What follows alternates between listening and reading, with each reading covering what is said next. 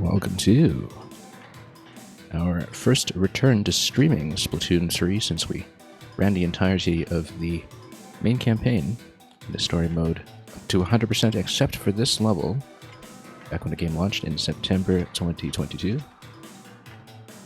I'm very rusty, but we're going to put ourselves to the test right away in the final stage that only unlocks after you completed the main game after Alterna.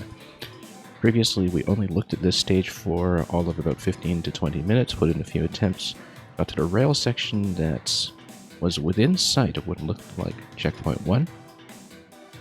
And that is about as far as we have gotten so far. But we're going to dive right back in and continue and hopefully finish it today. As you can see right now, we have enough cash in the bank for about 100 attempts or continues. And we hopefully won't need to expend that. But let's see.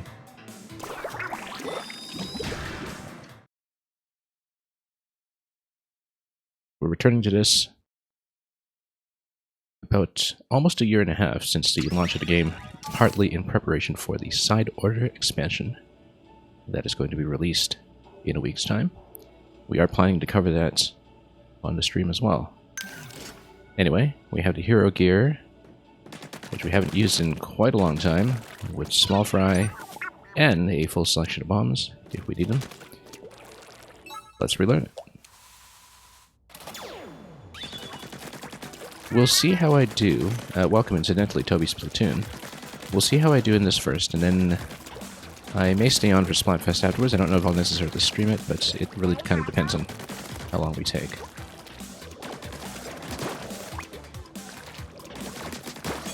But that's definitely under consideration if we get things done quickly. Like I said, very rusty in this game, especially with some of the campaign mechanics, which we haven't seen since the game came out.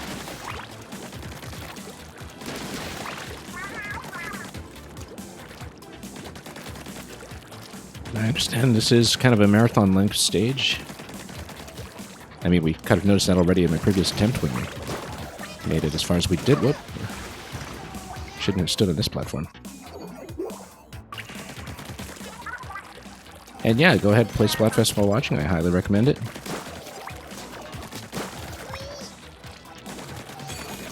And good luck in your matches.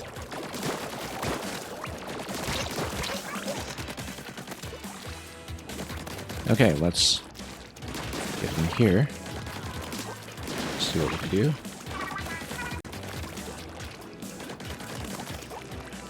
Oh, bad start. Almost had to first continue already. Kind of rough going here.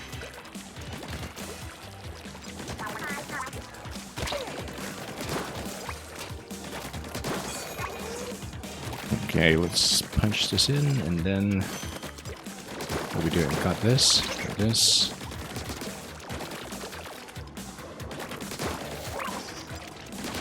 And hopefully the audio balance is okay as well, and things are generally just working.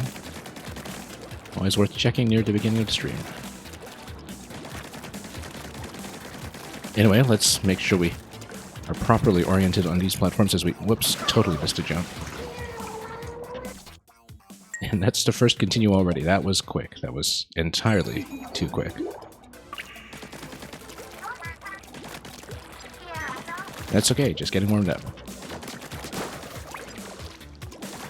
Yeah, it's been quite a while since I've looked at this, and so I have to recall that this stage is one of the only things in the main campaign that actually tests some of the new movement mechanics that were introduced in 3.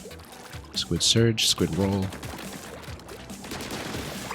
Rather critical in certain places here from what I distantly remember. And we'll just have to deal with them when they come up. Okay, let's try to get enough of a running jump here. There we go. And then not die to this guy.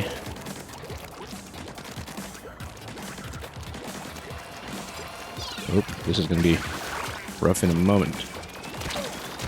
Okay. That was kind of the right move here to stay on this platform. But if we can approach them a little more smoothly next time, obviously that'd be preferred.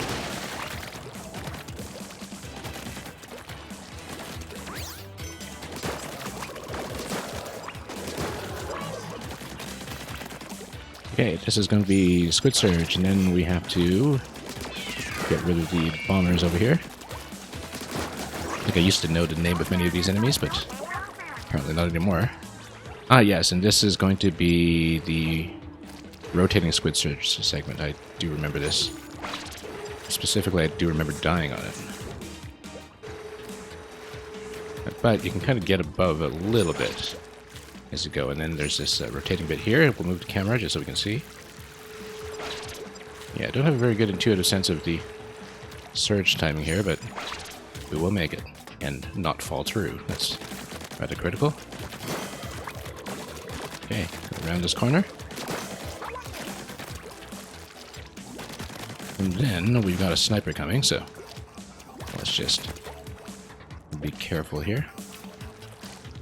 Oop. I think we need to surge up to this probably, or do the squid roll up to this.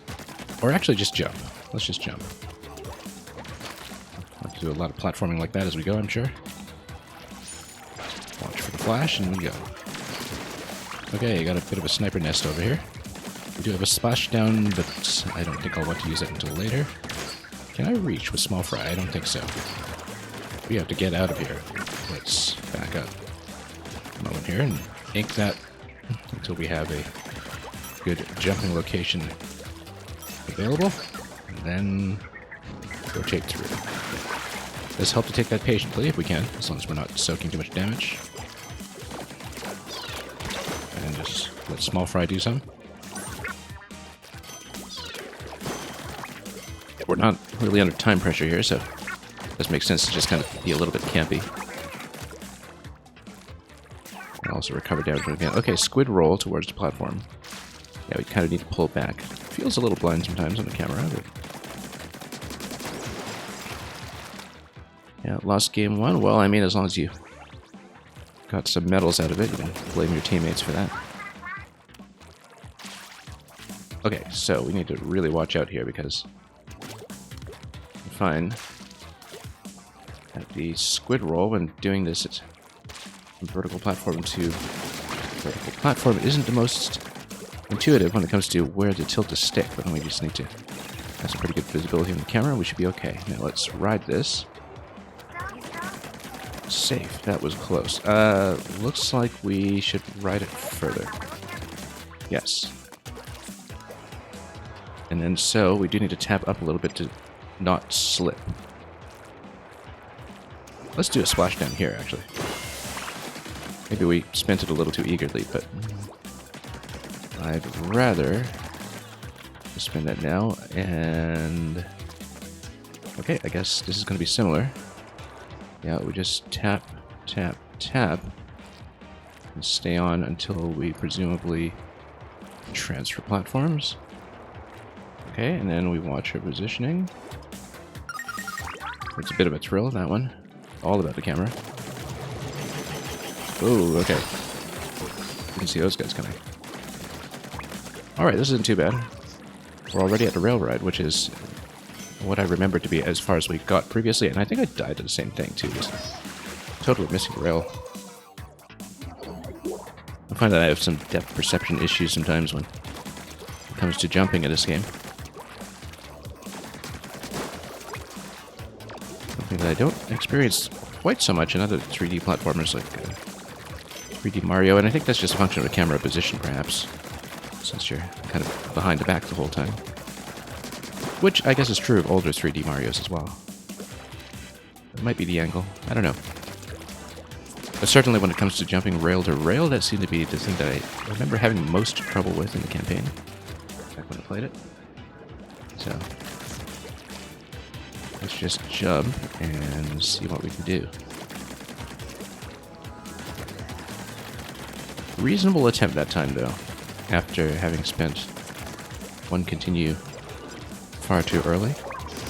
Yeah, you snipe that guy nice and early before he gets a chance to really obstruct you, and these ones, if we can small fry them, that's obviously much better. And you can kind of take them out simultaneously. Whoa, this guy's probably... yeah. Shouldn't have let him wind up. Okay, we're one step away from the next continue already.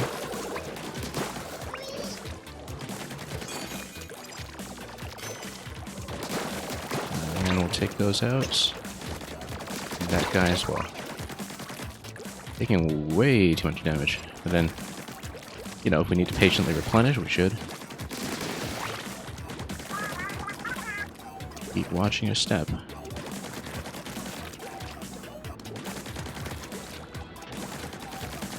Alright, let's just roll on this for a little bit until we feel reasonably comfortable, and then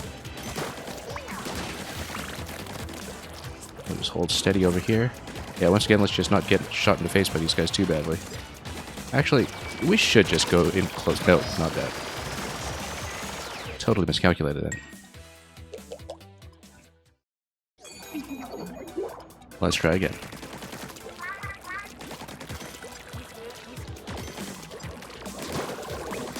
Okay, jump, and jump. And again, we do have access to splashdown if we need that later on.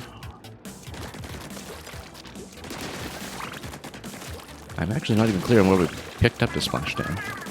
Whether we'll get more specials available later on. But we'll keep an eye out for that in case we need to learn a decent pacing for spending the specials, which was very key. It was very key, rather, to some of the tougher content in previous campaigns like Aqua Expansion. Heavy Splatling has too much range yet.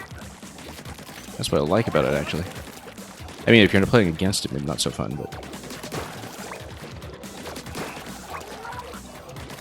back in Splatoon 1, I was mainly a Jet Squelcher player. Not so much in 2 and 3, but spent a lot of time with the Squelcher weapons in Ranked. Mostly because I could, you know, get charger range without actually having to play a charger.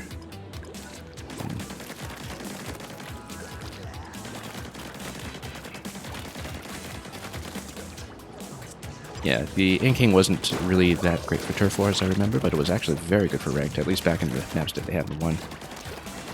Didn't play as much Ranked in 2 and 3, in spite of the fact that I've always liked Ranked more than I liked Turf War. Yeah, just going headfirst into those Splatlings is probably not a good idea, particularly because it disables my jump quite a bit. We do need to heal up. I need to notice when we are having sparks flying, because it does constrain your movement significantly when you take that much damage, and I just didn't even notice that time how much damage we'd taken until it was too late. That area might actually be a good place to go splash down if I can get in close enough for that to be meaningful. The issue with the Splatlings is I can't really approach them very well to begin with. But maybe just taking one of them out with Small Fry slowly is the right idea. Okay. This guy, and let's go.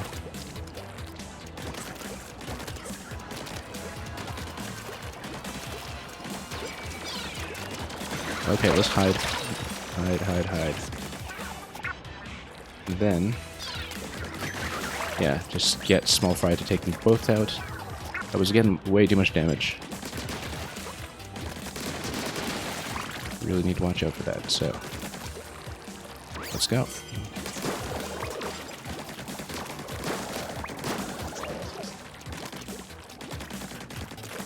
And we do here.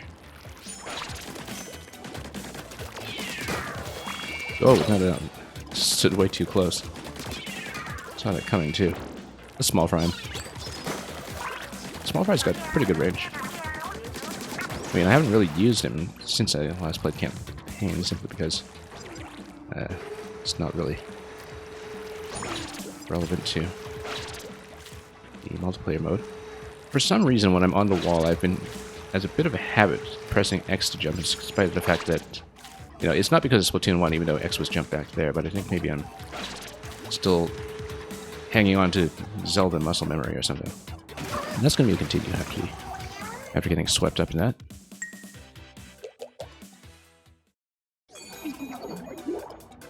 Now we do earn a little bit of cash back as we take out the enemies, so we'll hopefully not deplete the Nick too quickly. Please continue. Am I excited for Side Order? Very, very much so. We will be streaming it. And yeah, the thing about Side Order is that I always had very high hopes for what they would do with expansion content. Especially after Octo Expansion 2 was just incredible, so... You know, where once the game is at a state where mechanics, weapon set, the overall design is just kind of much more developed in the jar. And the level designers kind of stretch out with new ideas for something that is meant for veteran players. I think it's very satisfying to see it happen. Ooh, took too much damage. Let's heal up first. We need to.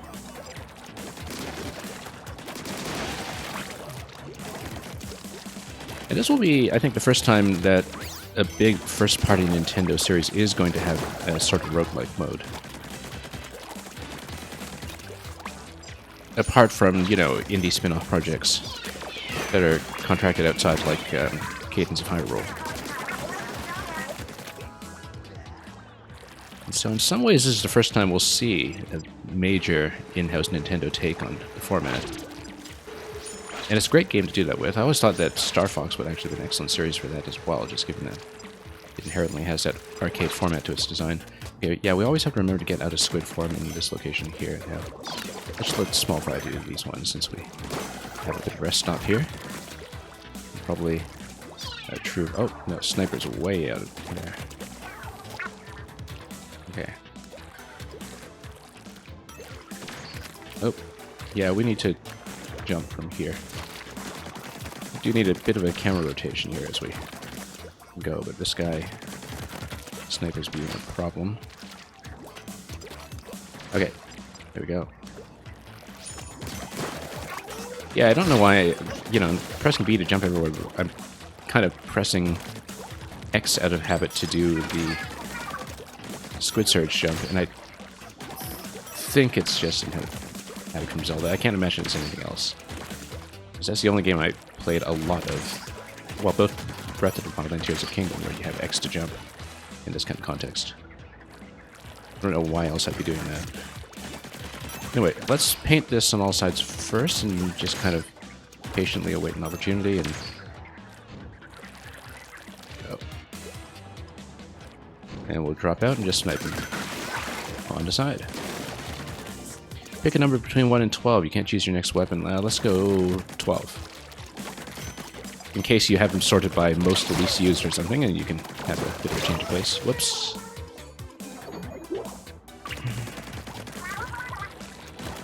Yeah, pardon me if I'm occasionally falling a little behind in chat while we're doing the platforming.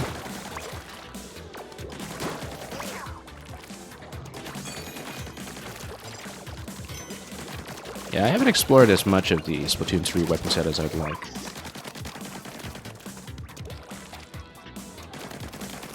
But in spite of objectively putting quite a lot of time into 3, well, not a lot by other people's standards, you know, you see people who have hundreds and hundreds of hours on your friends list, and I think I'm not even at 100 yet, but by any other game standards, that's quite a bit. But by Splatoon player standards, that's kind of nothing, where I feel like, you know, none of my gear is in the right place, and I don't really have enough of the right stats to do anything, and... Well, mostly I don't think about the gear and the stats too much, then, because no point with how little I'm sitting on. But it also means that I've only really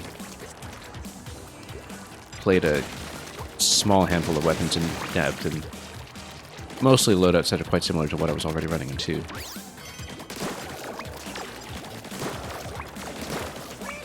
Because certainly in playing the campaign, I never quite got the hang of things like Splatoon. And... yeah, there we go. Alright. Now, there's going to be a spinning segment after this one. Oh, if we surge by enough. Yeah, I have to watch for a flash here to get maximum height.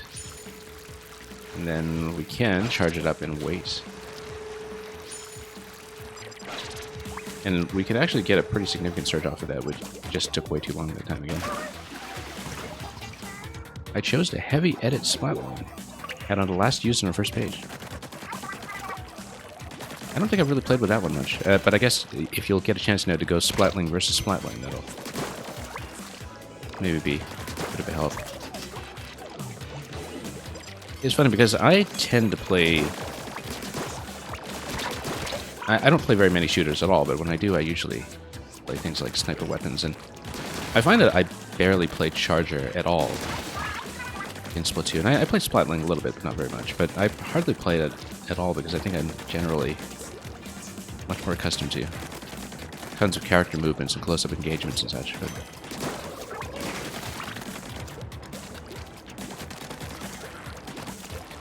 I think in 2 I played a whole lot of dueling. At 3 I've actually mostly been playing Umbrella. I think even in 2, once the Umbrellas came out, I started playing tons of Umbrella as well, so... I mean, I know that stuff like Undercover Umbrella isn't exactly the meta or anything, but I enjoy playing it greatly, so... we do it anyway. Oh, back up, back up. Okay, there we go. I could have gone a lot better, but that's okay. Alright, let's actually adjust the camera here. Because that's part of the issue. That we... Well, Squid Surge actually goes a lot higher than I thought it would. We do a full charge. Okay, let's not fall down. That moment is always a bit of a thrill. Yeah, don't worry about your keyboard. I know you meant splatter shot. I know you meant splatter shot. I understand you. But... okay, here we go.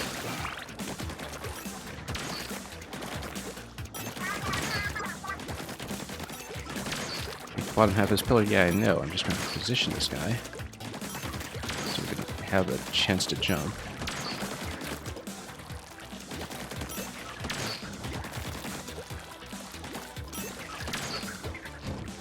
There we go. Take him out like that.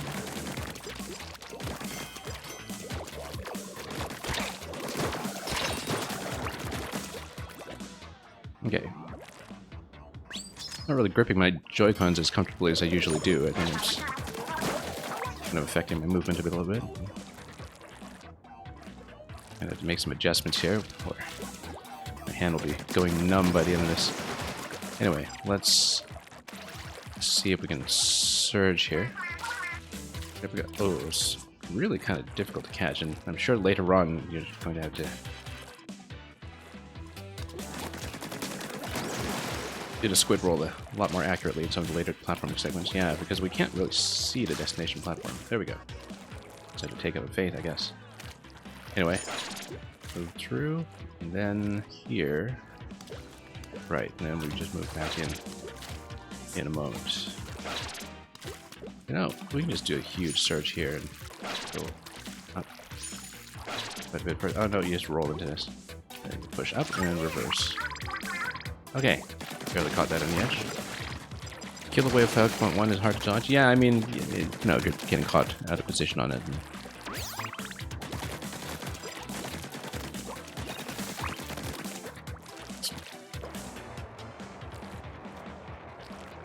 Gradually, people just learn to deal with things.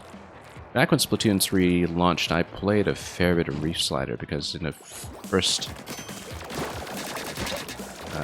little while with the game, people seriously didn't know how to deal with it, and now it's actually not that useful in the matches I've been getting because nobody gets hit with that anymore. Definitely when 3 came out, though, people were caught by surprise by Reef Slider all over the place, and it was just the cheesiest thing. But alas, not anymore.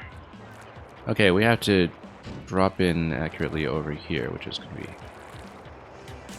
tricky. Ooh, okay, missed.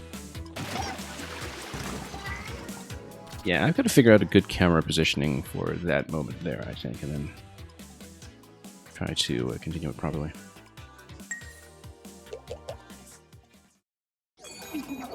Okay, let's try this again. I gotta loosen my grip a little bit.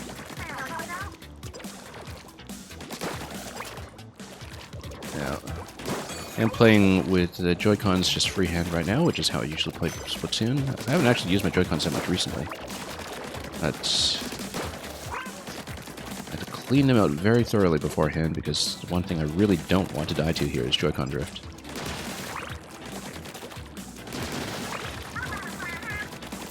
Yeah, I just have to get back into the habit of holding everything comfortably for these purposes while pushing forward on a stick most of the time just to run through the level.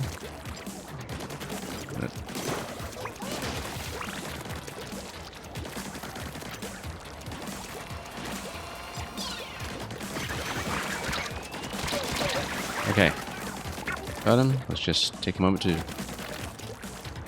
breathe here and then we'll push in. Yeah, happy birthday to your mother.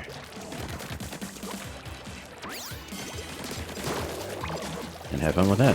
Thank you for dropping by, Toby.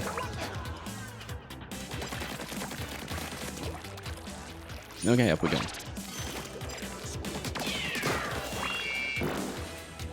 Oh, let's just use small fry aggressively when we can. Okay, camera positioning once again. No, no. Oh, I accidentally did the squid roll. I was just trying to reposition my camera there.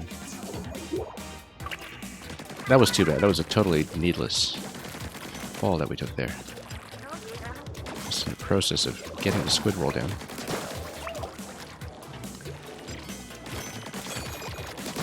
Alright. Take this guy out. And him too.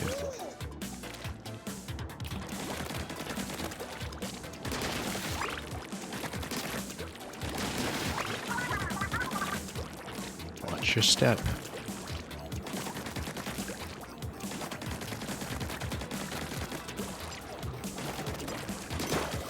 Give this guy a poke.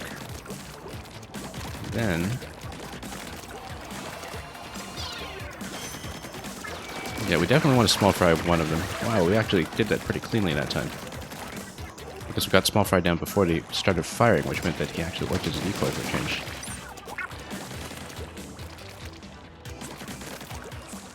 Actually, it makes a big difference to do that. We should keep that in mind for later segments where the enemies are the issue.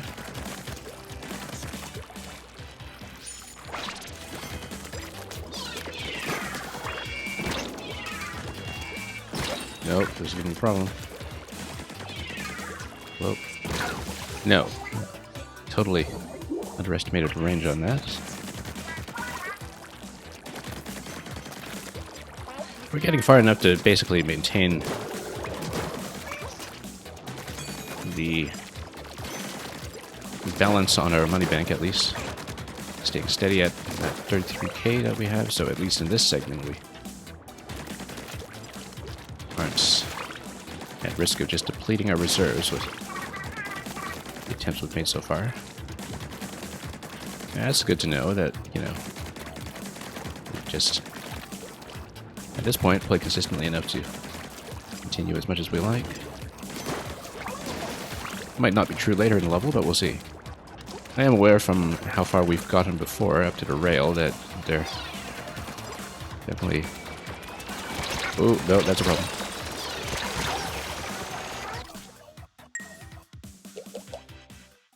Definitely are later checkpoints. Not that I mind either way. One of the reasons for featuring this is that I've always said that we're very fond of massive marathon levels around here. Marathon finales. I was quite delighted to find that Splatoon 3 had one, although, of course, that doesn't mean that we actually put into work to finish it, at least not yet. But that's what today is for.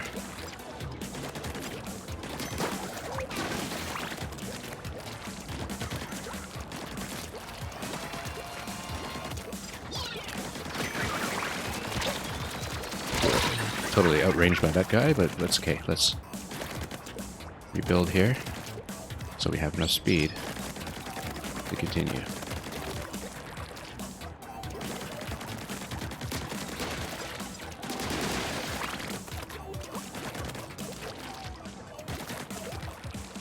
Okay.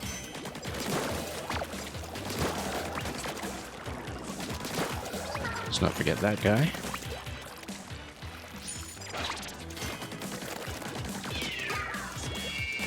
Yeah, because earlier I was doing this climb and I think I just pulled back the stick at the wrong moment and I was trying to do the squid surge high jump and instead just end up doing the squid roll backwards, which was not great. So let's be careful here. One of the issues is that we do need to kind of constantly push forward to maintain position on vertical columns, and that. Now, interestingly enough, when you charge, it significantly slows your rate of falling. You don't need to push up quite as aggressively. Yeah, so you just need to time that carefully. We need to watch out for the sniper next. Bait him out first. Actually, bait him with small fry, I think is better.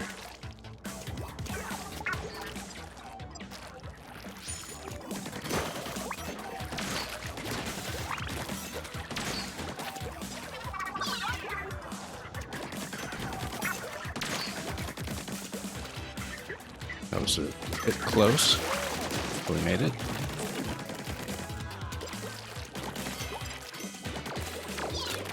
Oh, let's hide here for a moment and recover. Yeah, always err on the side of recovering. Here.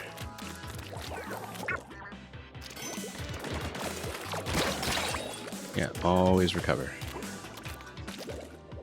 Time is not of the essence. Health and consistency, however, are rather critical. Okay, that felt clean for once. Yeah, so we do need to prepare the opposing platform first, and then just trust level design here when it comes to having an accurate platform to land on. And just pull into that. Good. I nearly missed, but the important thing is that we didn't. And let's jump it and continue.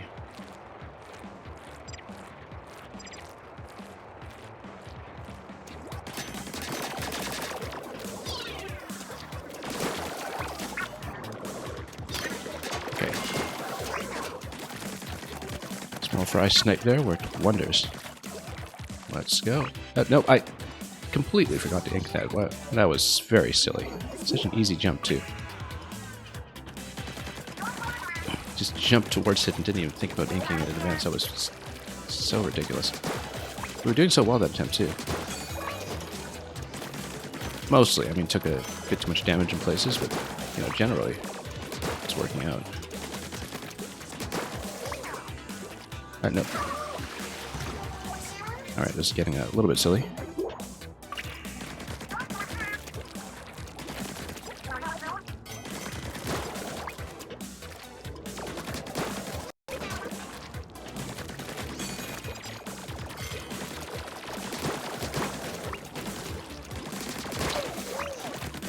Yeah, I usually have a very relaxed grip in my left Joy-Con. Today, however, I think it's just a constant movement is getting me to tense up a little bit more than usual, so we'll see how things hold out.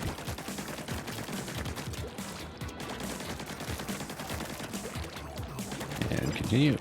Pop this, and forward. Okay, that worked out decently well.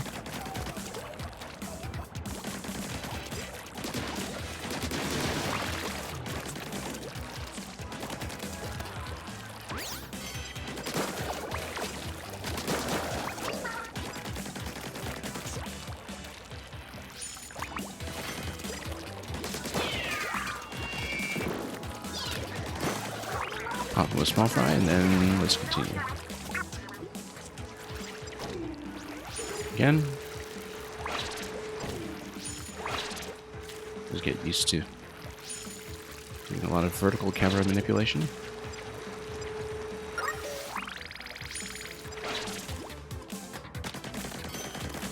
Pick up some cash as we go.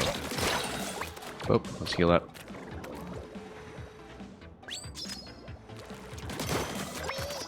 Then deal with the sniper.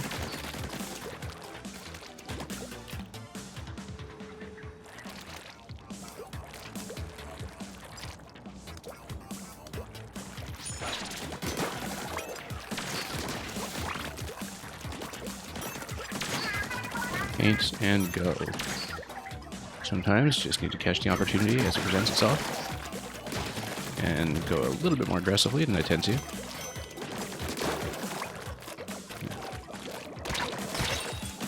Oh, no. I knew I should have backed out of that one. Poor judgment there. Okay. We will continue, of course. But so far, progress has been slow.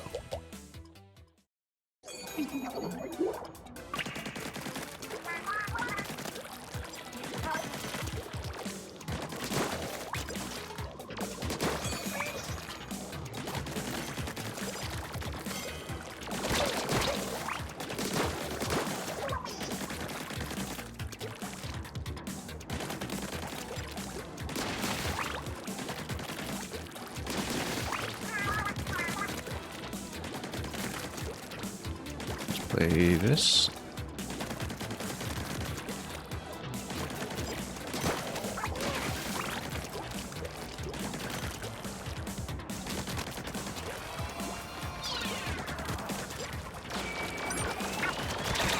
Oh, that's the problem. That's a big problem. Yeah, I was way too far when I committed to small fry. And had some trouble with his availability after that.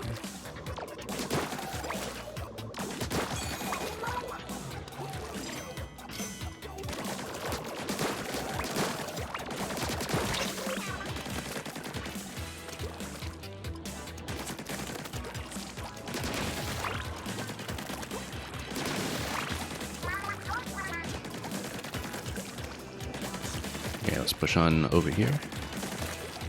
And pop him again.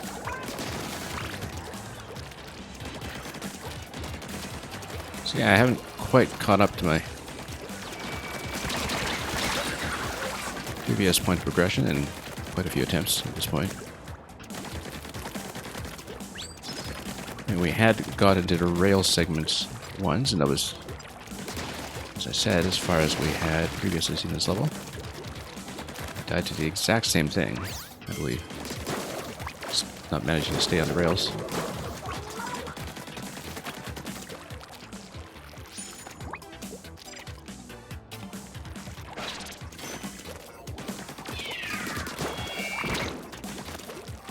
Definitely small fry here, but let's not miss with him.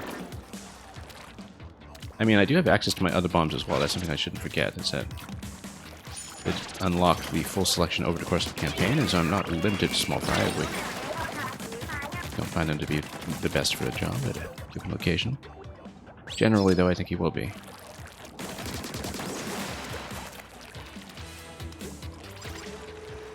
Okay, camera. Let's move over here. So nice and close, so you can go over to cache. And then need to go quickly after that point.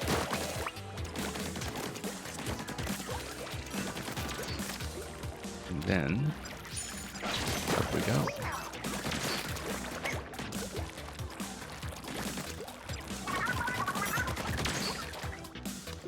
That was almost a fall, but still okay.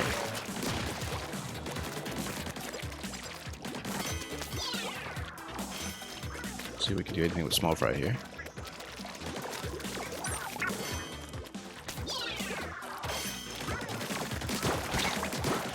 Nope, hide. Let's take it easy.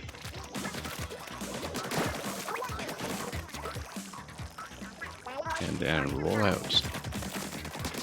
Yeah, always think before you leap.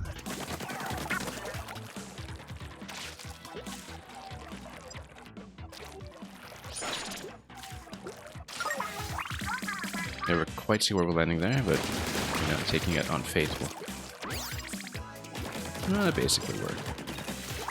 Okay, let's not forget to ink the surfaces this time. That was really just a terrible way to do it.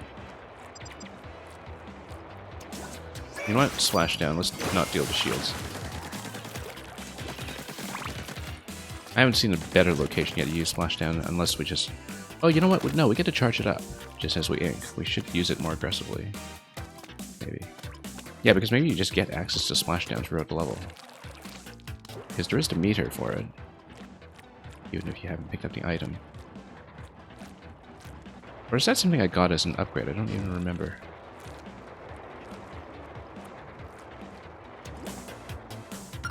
Yeah, you can look at the camera in such a way that you have a little bit of time to adjust your position.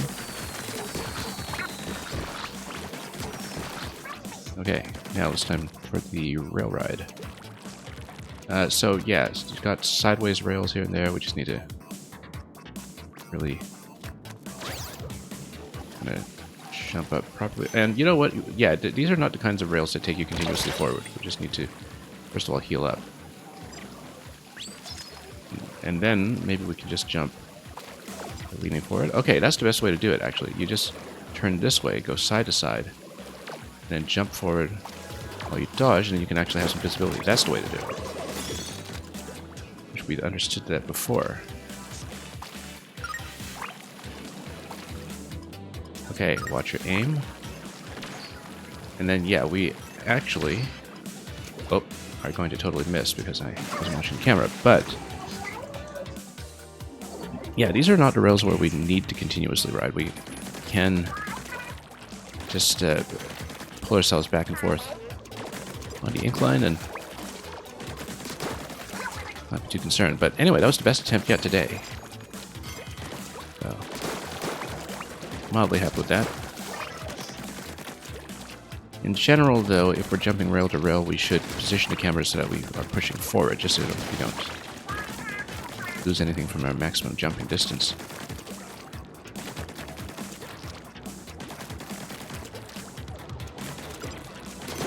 Okay, pop this, and let's go.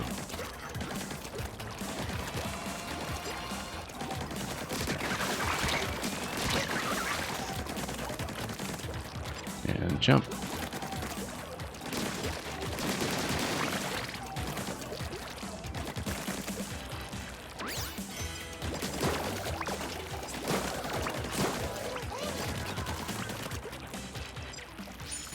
Take this one up.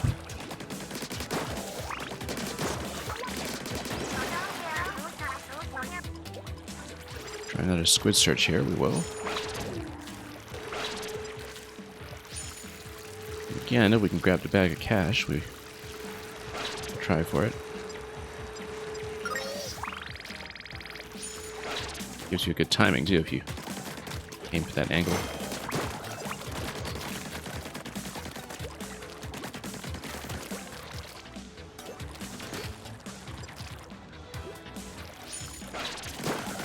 Okay. Slap him that way. Yeah, no, let's get out.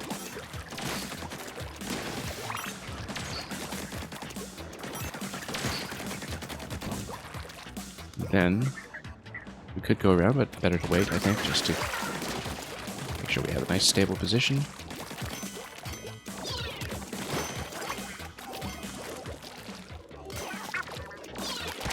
We should watch Small Fry carefully to make sure that he has returned to our possession.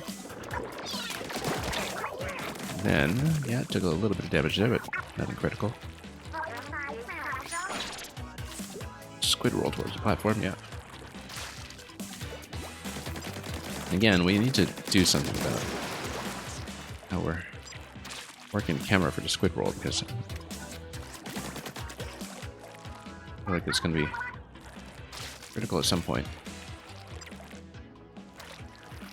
Just don't have the practice too much with it.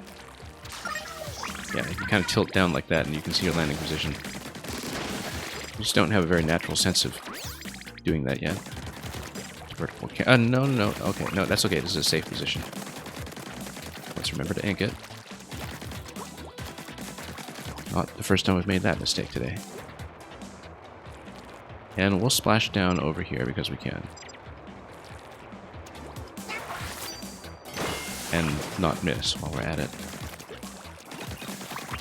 Okay, now we go over here, and this is the one that rotates to match the one to the right.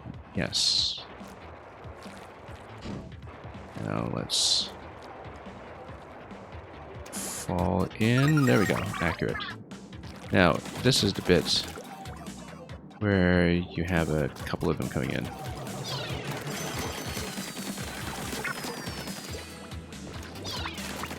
We just need to take it patiently, and then small fry will just lead them down completely, which is great. Okay. Now, rotate like this. Dodge, go. Dodge, go. Dodge, go. Good. That's the method.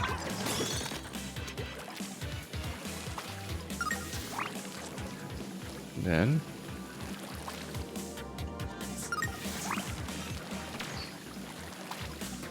just not get sniped here. We avoid it.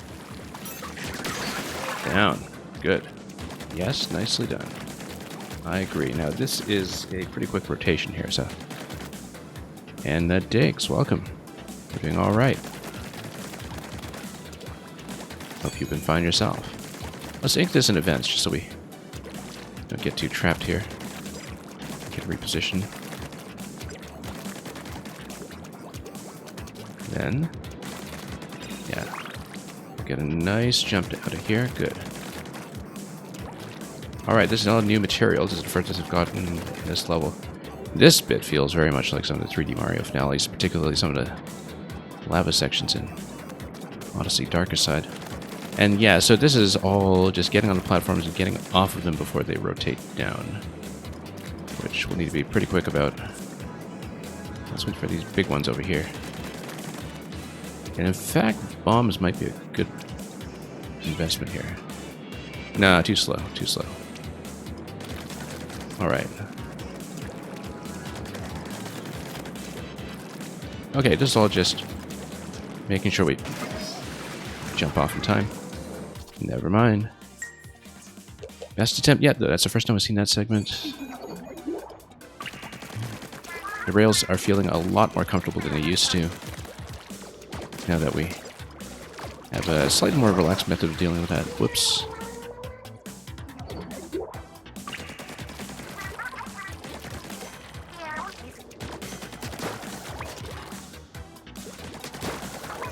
Okay, let's keep going.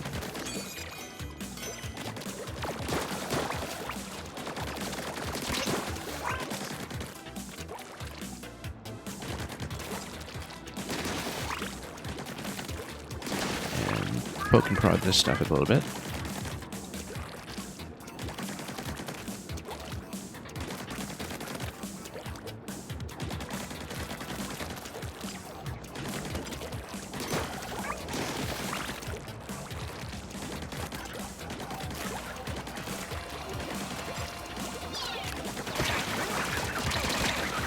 And I've had to take small fry on faith there that he would take out the right side as instructed. Luckily, that worked out. Jump.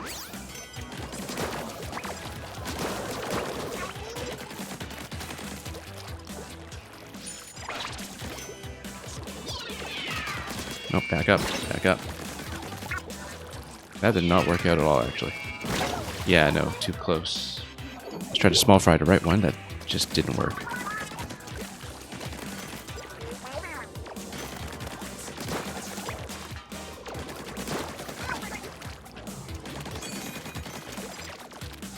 That's okay. Like I was saying, we're doing just well enough that I'm not worried about the entry fee or anything. 333 for Asian 3.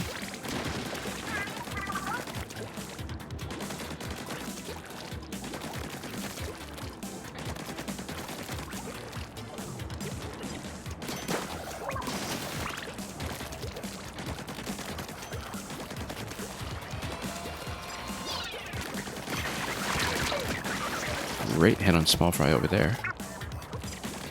Not something we'll see all that commonly.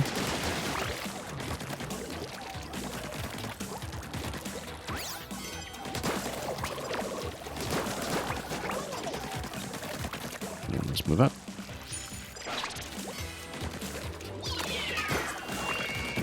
Okay. Yeah, hitting accurately with small fry is actually pretty critical here.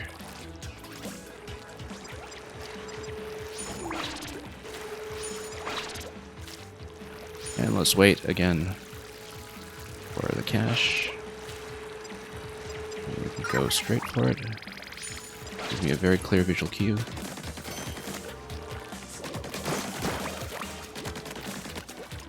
Around the corner. And up. I actually shouldn't have just taken out that crate so aggressively. You might, you know, actually want to have it for blocking purposes, but no. I'll also just take the cash.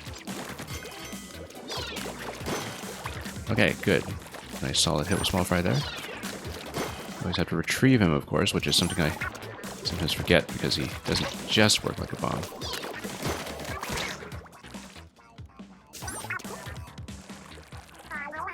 Okay. Yeah, I'm using motion controls for the camera, obviously. One thing about seeing the landing spot is that we just need to get in the habit of tilting the camera down. A lot of Splatoon-specific maneuvers that you need to do sometimes, I think. Oh. Okay, just kind of point down a little bit. Then you can see your landing. Much better.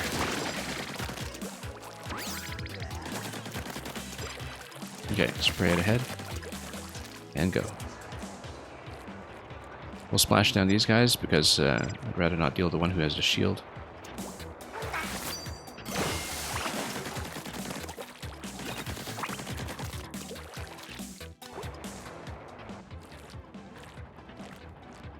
And then we got here. Okay. Again, give ourselves a nice comfortable camera to work with.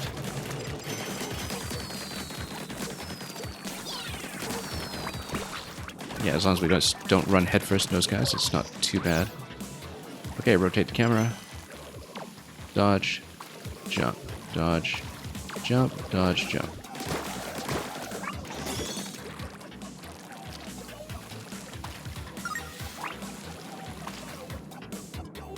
Whoops. Missed it, but we'll have momentum going into this rail. Yes, we will. Yeah, I do need to rotate the camera judiciously there, too. Whoa, no, no, no, no, no. Hesitated on that jump at the last moment. That was terrible. Absolutely dreadful. Yeah, just losing to very unfortunate things here.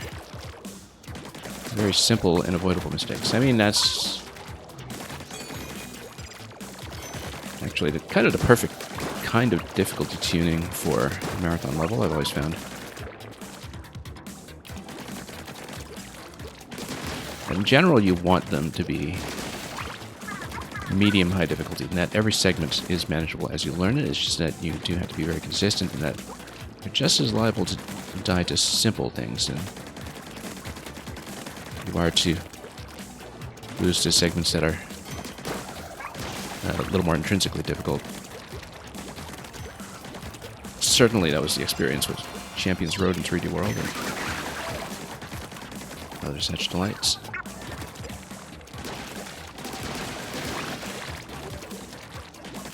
Usually you're going to lose to run to a silly thing.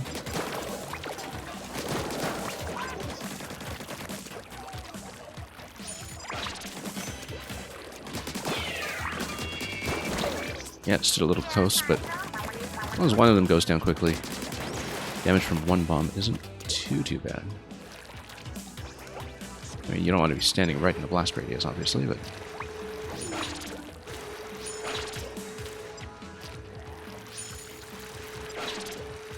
Go.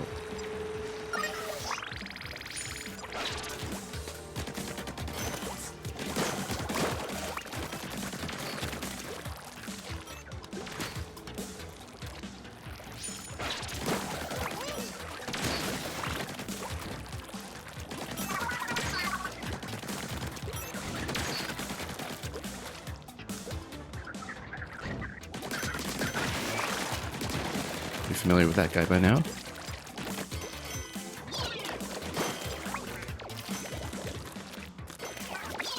Oops, totally whiffed that throw. On a small fry, get back here.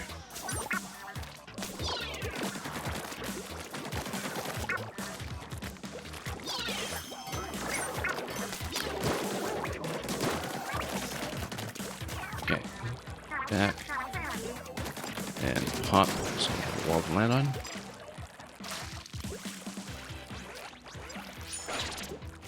Okay, and then hang on. Push and pull out of that one. Good.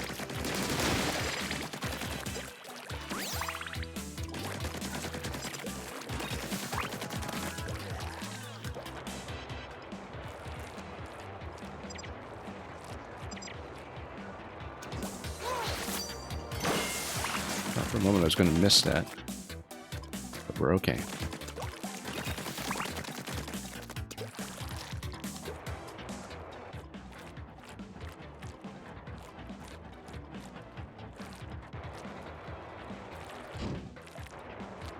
Alright, let's watch the camera carefully. Yeah, plenty of time to adjust that fall, which is good.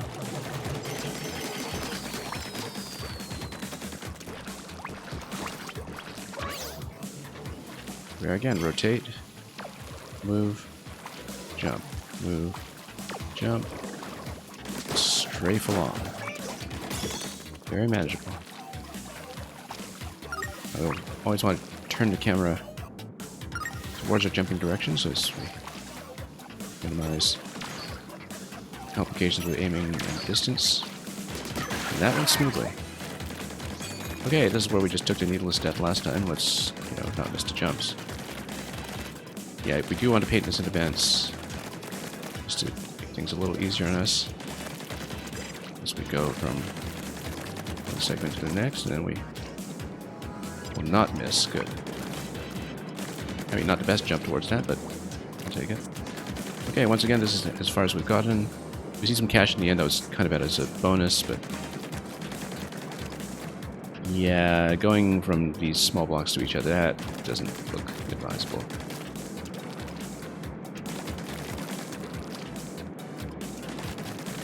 Yeah, painting a wall to land on, just in case, seems to be a good idea. It take too long because we need to gain some distance here. And not slow down.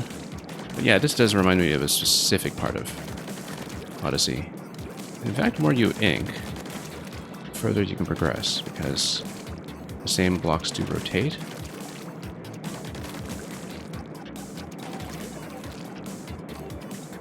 And then eventually gain some distance, and then you just kind of ink the passage that you preferred in the first place. And then we're almost there. I want to get in a little bit closer here. Oh, lost a bit of distance. Again, we'll, yeah, paint and advance a little bit. That ramp was actually very good. The idea is that, whoop, oh, no, lost it. Well, that was really unfortunate. We were doing just fine, too. We just need to create a passage that goes a little further to the right so we can approach the wall. We found a very stable pattern, it's just that we totally blew it at the very end. That's okay, it's a learning experience. If we can get back there consistently, we'll be doing just fine.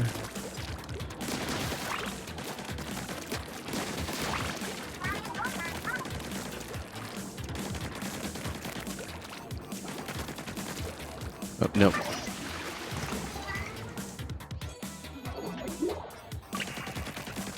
That could have gone better.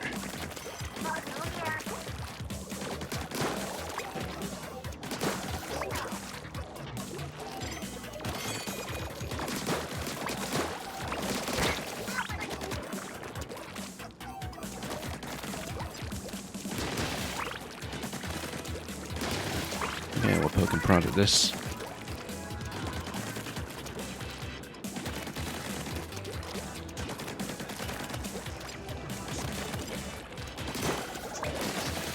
I haven't run into too much trouble in the early segments now. At least not anymore. These guys, though. Okay, that was the problem.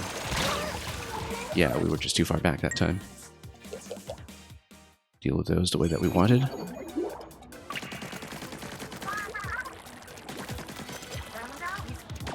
Oh, wow. Right out of the gate. Very unfortunate. That's the stuff that will deplete the bank of you. Alright, careful.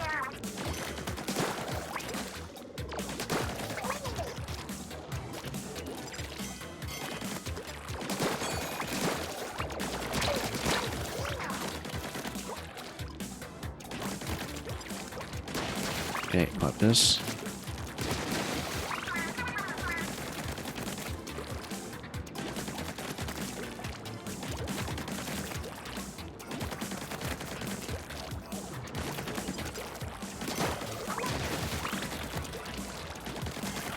Then head on up. Yeah, you do kind of need to stay out of view and take cover for as long as you can, just so they don't get into their firing position too soon as you approach.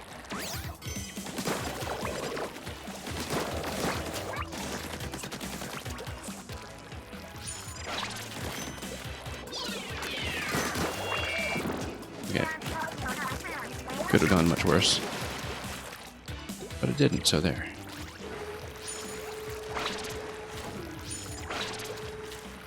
Let's wait. It's not really that much cash, I think, but...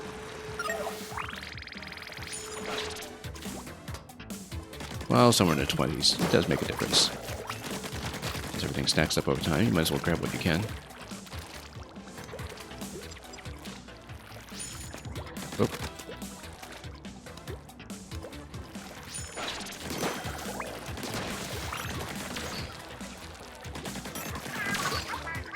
Ooh, whoa. Hit the corner. That's unfortunate. I was looking pretty good, too. I was a little bit impatient on that segment. I was trying to get at a sniper quickly. But again, if we have a chance to just drop more ink and stall, generally we should have the patience and discipline to stall.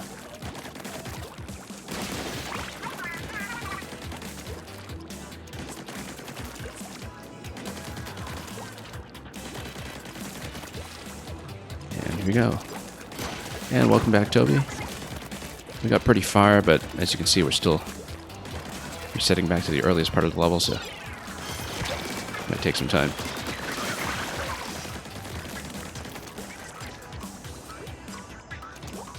And yeah, I hope that was a good birthday so far for your mother.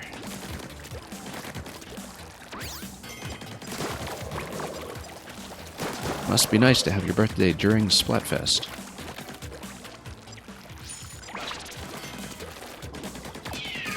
Oh.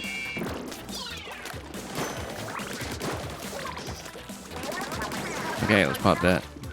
And continue. But yeah, you haven't missed too much. We have been consistently getting a little bit later in the stage, but there's lots to do. Oh, we're too far back. That's okay. No, we made it.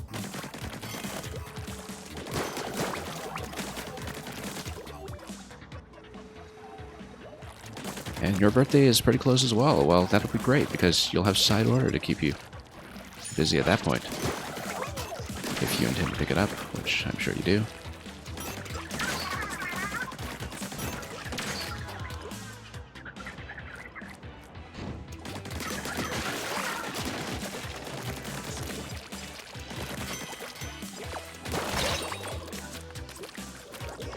Okay.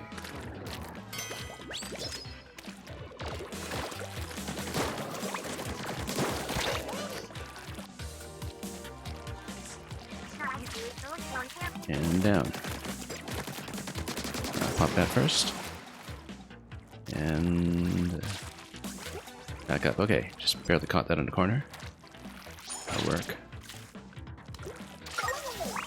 Land. There we go. Yeah, it's the camera movement there that I just need to get used to. Oh, ink first. There we go.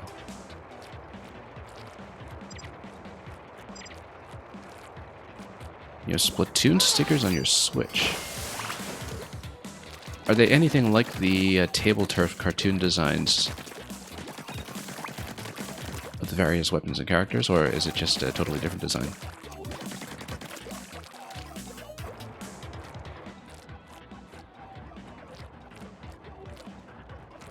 Yeah, you know, I guess Splatoon, even much more than most video game series, it sort of makes sense to have stickers and graffiti all over the place. I mean, just like you do in your locker inside the game, right? I don't know how much effort you put into decorating the locker and everything, but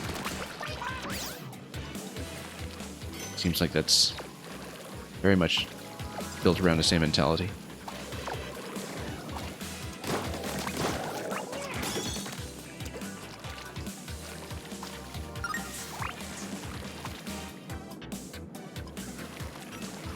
I haven't touched my locker in quite some time, but I actually really do enjoy it as one of the side things that they added into 3.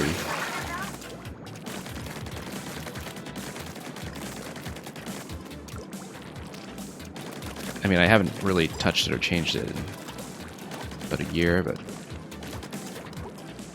maybe when I get the upper size. I'm not actually at level 30 yet in the game to get the tallest locker. At some point, we'll need to do a round of expansion once again.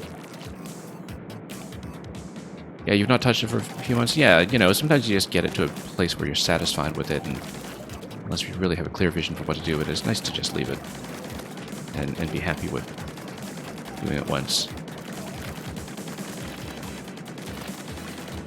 Still a nice feature, though. Okay, so now that we know that everything just kind of rotates through, let's do a bit more inking in advance here. Just do it patiently. It's going to save us a lot of time. Oh, it does get washed, though. That's the only thing. Oh, no, it doesn't get washed. It just rotates down below. The ink, rather conveniently, doesn't get washed.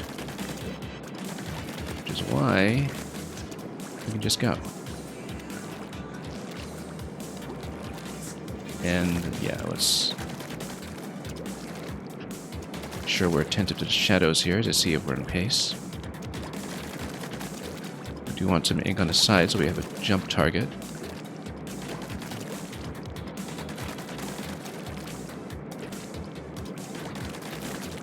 Just create a path. Yeah, and my depth perception in this game is just awful, but we know we'll make it. Just takes a little bit of swiftness, and we'll eventually get there. Yeah, like I was saying, this feels exactly like the lava ride in Odyssey.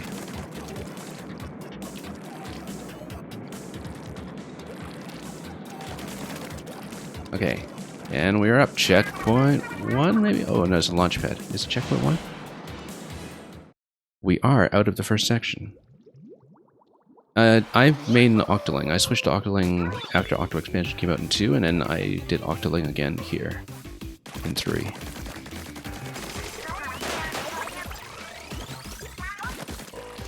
Okay, oh, it's going to be another ink design. I guess it's a... Oh, no, it's going to be one of those hit all the targets ink rails, which, again, is the thing that I most feared in the main campaign. However, we are past checkpoint, so we'll get to try this.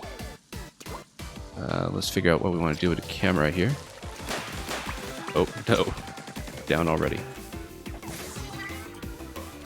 Yeah, this is by far the thing I had mechanically the most trouble with in the main campaign. I think maybe they understood that rail riding accuracy is tricky.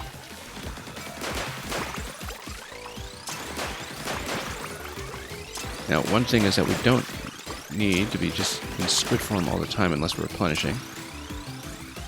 Where are we going?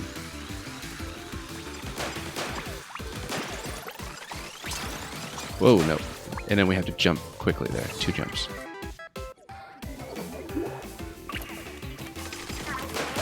And, yeah, we'll see if I can get on for Splatfest after this. I mean, I don't know how long I'll take, right? We only just got out of the first segment, and that took ages.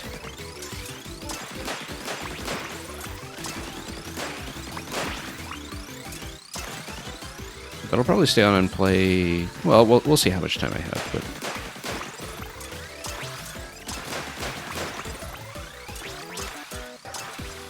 I might not necessarily be on stream for it because I might want to... Oh, missed that ride. Okay, we just need to be quick with the swaps there. That segment was new to me, so... Now, we're not picking up a lot of cash in this segment, so whoops, let's...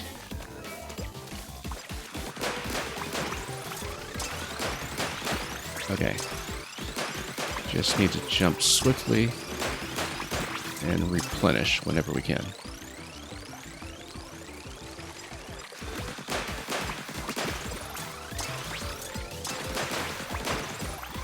And just watch the rails accurately as they come in. Where was the rail? There's the rail, okay. Didn't exactly see the pink line for where we're about to go. I need to replenish here.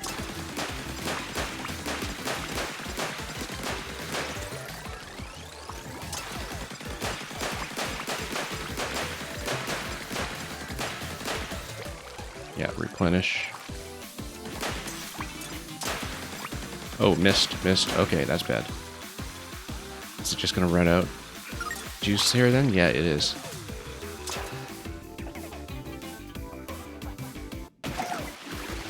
I'm gonna go burst bomb in this segment, I think.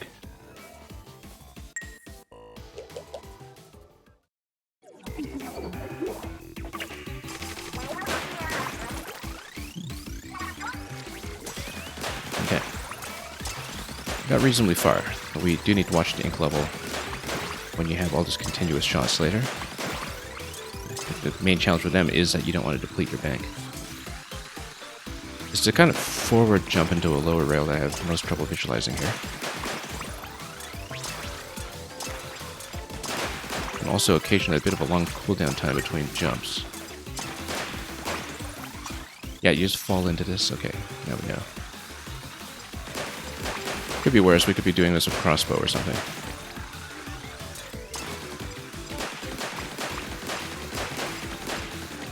Nope. Nope, missed it. Same one, actually. Just about. Yeah, we should go burst bomb for this one. The only thing about burst bomb is that only in an emergency, because I would be concerned about the ink depletion. Well, I guess we are fully upgraded in the campaign, so it's not as bad as it normally would be.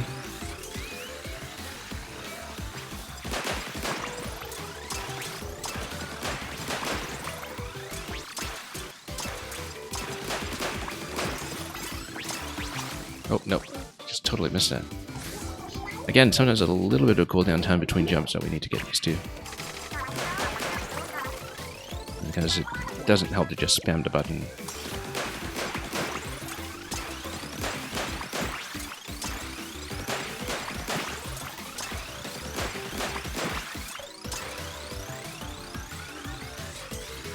Anyway.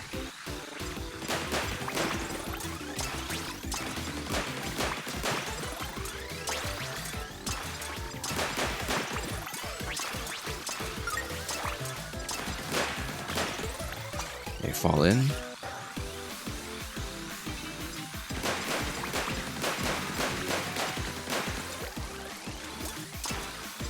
And I'll catch up and chat between segments because this bit here I really need to keep my eyes on the level.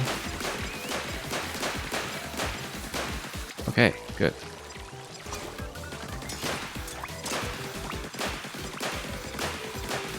Oh no.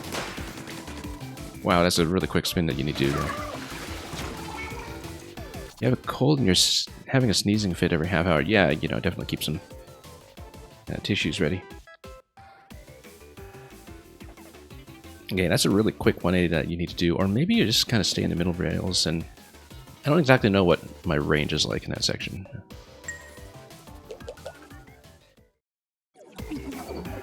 Now, this is starting to eat away at the money bank a little bit. This section here. Unlike the first one. Getting a little better, stabilizing our aim in some parts of this.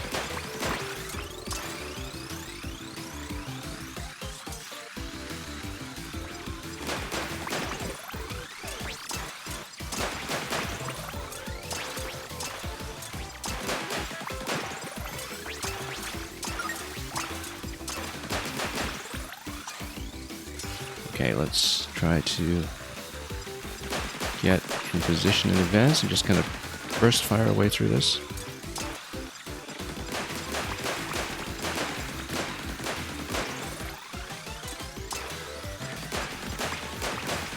Whoa, no, no. Yeah, I knew I was going to miss at that point. Because there was one where I kind of overshot, and then I knew as I made that adjustment, that was going to put me behind pace.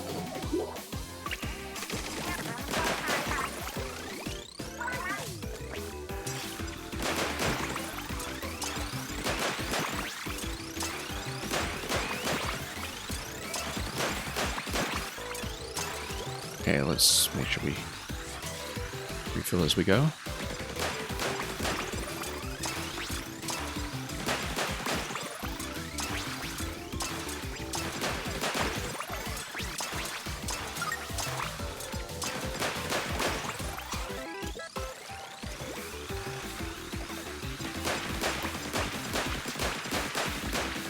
Yeah, it was pure accuracy.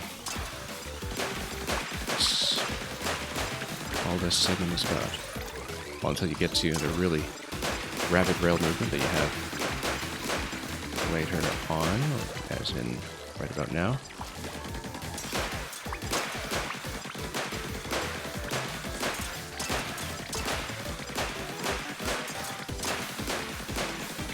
Okay, we actually did do that successfully. Good. Just need to get used to jumping pattern. Oh, and the fact that we don't actually get to see who is coming up as we go. Oh, that's a problem. Yeah, lost ink. Just ran out of ink there. Yeah, you just actually kind of need to focus on the same target area in the middle. I didn't know that. That was the first time we saw that, so... And, yeah, I was thinking maybe we should drop a bomb in there, but... if ink is the problem there, then that's not going to help.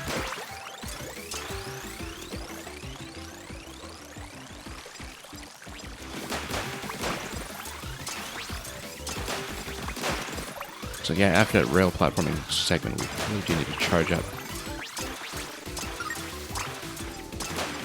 The bit where you kind of need to spin and shoot a whole bunch of targets on either side. We need to be fully charged after that if we can be.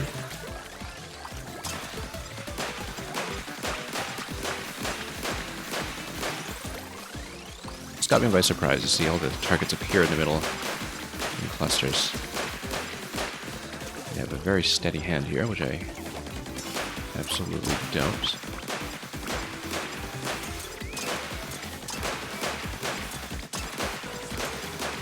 Okay, charge up, charge up, charge up. Yeah. You can see how low we were at the beginning of that segment. It does kind of continuously spiral its way up. And okay, that's not too bad, actually, as long as you have ink going in. Whoa. Let's not speak too soon. Okay, no.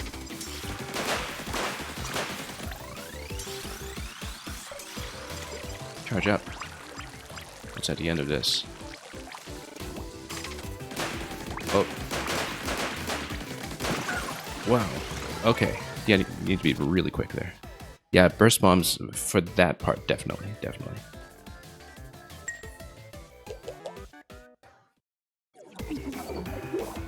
Yeah, the segment that spirals up, if you have a full ink tank, you're fine. Definitely burst bombs for that finale, though. That was something we need to keep in mind. And of course I need to switch back to burst bomb every time because we had a small fry up and running at checkpoint, so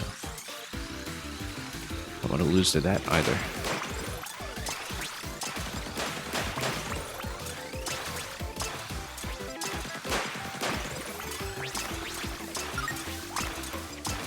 It's a little easier to move when I don't have my finger on ZL for recharge. terms of, you know, feeling like I have a bit more accuracy on the stick and Joy-Con in general.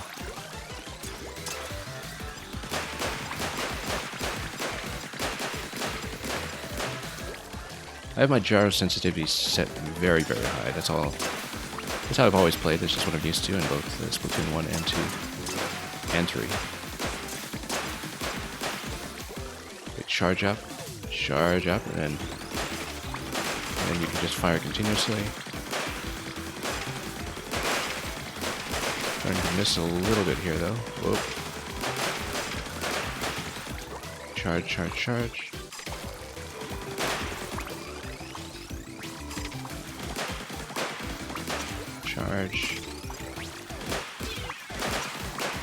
Oh, missed it. Yeah, no, that part we don't want to bomb it yet. We want to use the bomb for the vertical descent. Oh, you meant for the spiral for the burst bombs? No, we're fine without it. I can do it without. If we have a full ink tank, we just shoot continuously and okay. My worry with relying too much on the bomb is that it just kills your ink too quickly and leaves me a little defenseless for the next segment after that. The falling part, though, I feel like the bomb is probably the way to go. We'll see if we can remember that when we get there.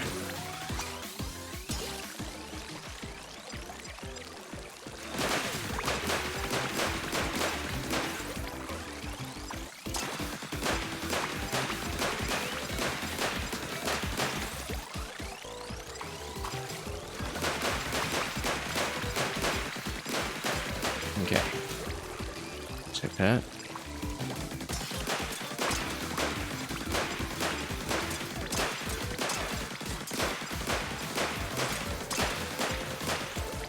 Recharge.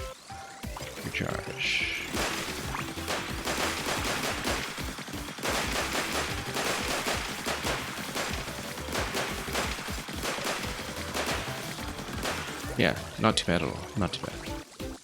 Okay, now this is just the accuracy as we sweep the targets. Nope, missed.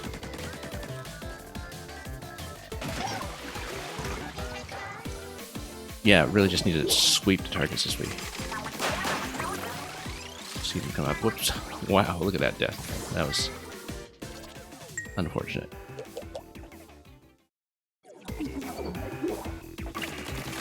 Okay, let's not do that.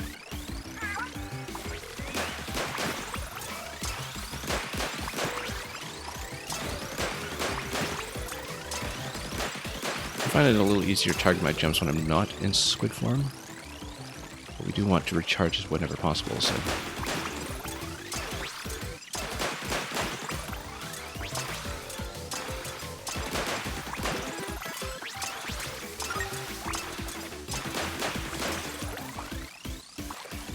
Okay, over here.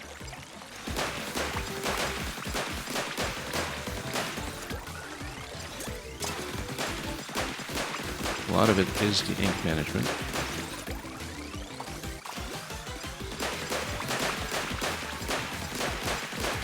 Targeting in this segment is not too bad.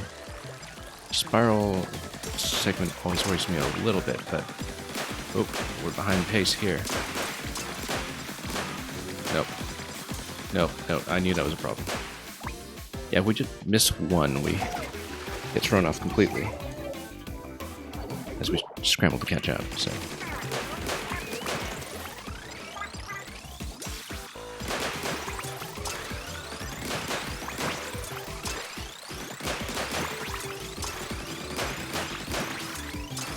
Alright, let's try this again. Recharge, and then... You actually get a lengthy opportunity to recharge as you're going down the curve. Which tells me that in the first segment we don't need to quite so much of it, but might as well just try to make sure as much as possible that ink's not going to be a problem. Okay, once again, just keep a steady hand. Yeah, I got my sensitivity on like +4 or something, which is pretty good for snap aiming. Hopefully precise enough in areas like this one. Oh, missed jump the moment. Oh, missed one. Yeah, no, I had one jump that was a bit slower than expected, so threw me off a little bit. Yeah, yours in +5, yeah. Yeah, so you know the feeling.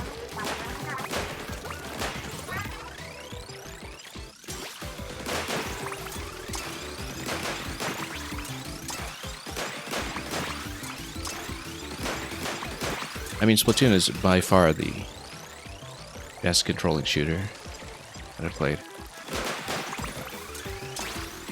I've never been much of a shooter player, but I do play Splatoon. I mean, not to the point of having stickers on my belongings and such, but I think there's certainly enough depth in the game that I totally understand if people are that committed. It seems like most of the people I know, you know, either they don't play Splatoon or they have hundreds of hours. There's no real in between. Like, if you play, you really play. In general. You don't see casual bystanders in the series so much. Even though it's a very casual friendly game, but I mean, you know, people really commit to it. Okay. Yeah, we actually just need to mostly rotate the camera and keep steady in the middle. And then, yeah, we got that down really quickly this time. That's good. Okay, now, quick sweeps of targets. Particularly once you have lots of targets. Like right here. No. That was actually kind of the same one that we missed before, too. I think we have to bomb that one, actually. You like the splatter shot? Yeah. I mean, it's the starter for a lot of people for a reason. Well, I mean, that was just kind of always introduced as the default weapon anyway, but that or the junior. But yeah, it's reliable, it's not too gimmicky or anything if you don't want something too situational. I tend to run different weapons depending on whether I'm doing turf war or ranked, but like I said, I haven't done that much ranked in 3.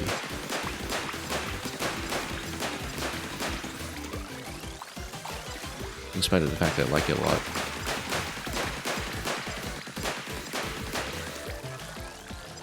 Because, you know, you just have totally different priorities depending on how much inking is a part of the game.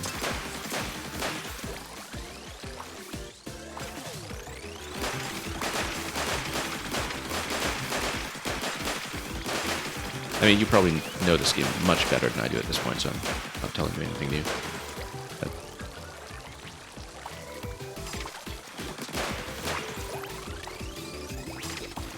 okay, let's try it with the bomb this time. Oh, much better. Much better. Look at that. Then we get our ink recharge for that. We'll do the bomb for the fall, too. Much better. Oh, totally missed the bomb.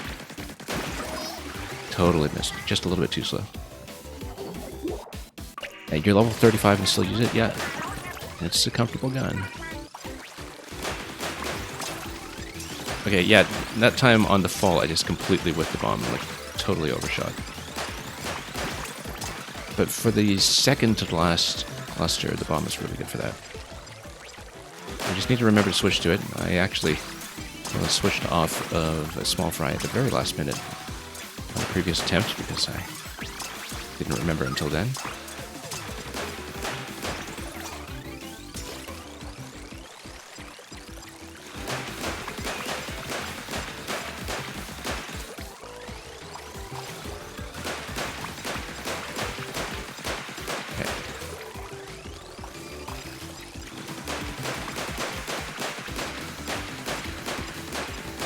Break the targets.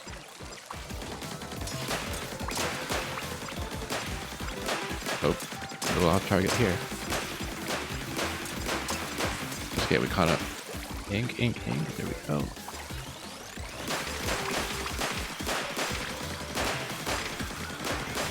Okay, we'll just keep steady. Got it. A little bit late that time, but we got it. Okay, ink up so we can get the bomb ready. Much, much better. Okay, let's get a bomb ready again and let's not miss.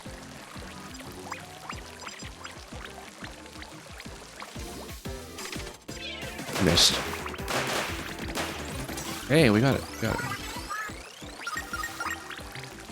There we go.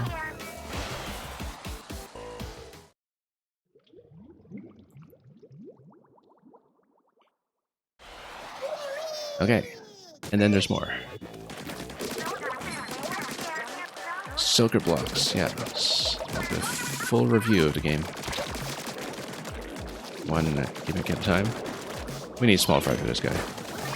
And yeah, you actually do switch back to small fry at checkpoint, as we can see.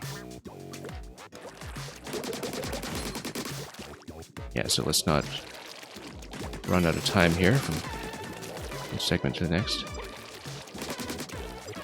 And yeah, I guess we could have done Squid Surge instead. You know, small fry for sure. Oh. Come back. Okay. And then we turn him. That's good. Yeah. Oh, whoops. Just need to turn around there. That was a mistake. That's okay. We have a new checkpoint where we're doing 100 cash. I think we'll be doing alright. Should be easy for Agent 3 and Little Small Fry, yeah. It gives us a hint about that.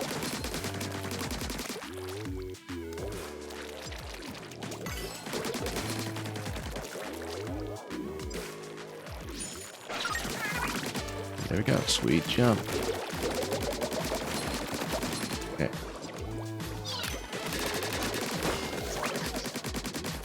Yeah, I need to get rid of the enemy ink here. Is that as far as it goes?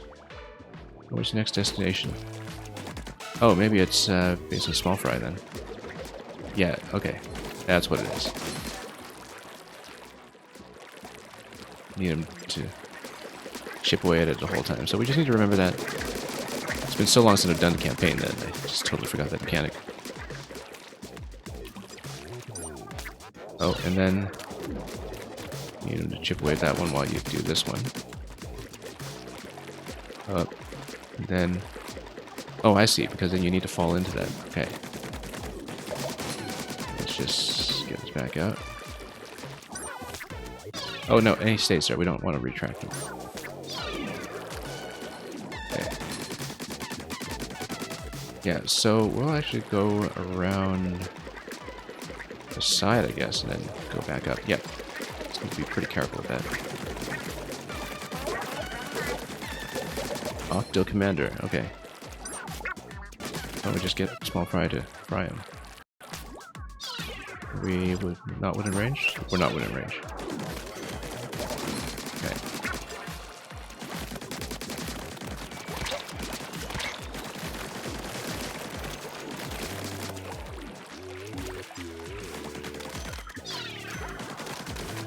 Yeah, not even close. Let's see if we can maybe bounce the standard bomb there.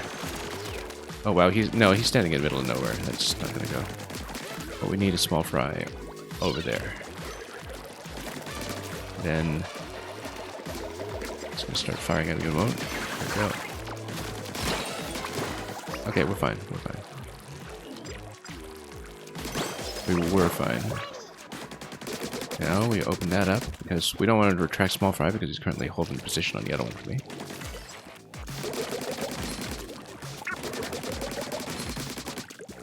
Interesting. Interesting. Oh, nope. Should have checked my camera there. Yeah, you're enjoying running the dynamo? Yeah, I found Roller much more comfortable to play in Splatoon 1, actually. It just kind of fit the Wii U gamepad a lot better, I found. I never really quite got totally comfortable with Roller. Playing Joy-Cons. Because I kind of liked how the Wii U gamepad, you know, itself, it just feels kind of chunky and it feels right for the roller controls.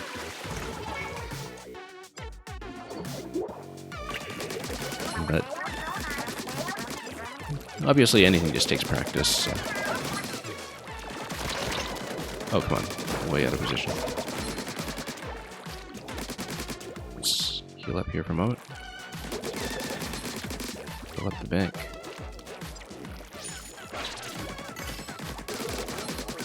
Oh, nope. Missed. Yeah, we took too long there. Shouldn't have done the squid jump. Oh, right. You're still running a splatter shot. That's right. You said that. And yeah, you're just getting hit by the dynamo a lot, I suppose.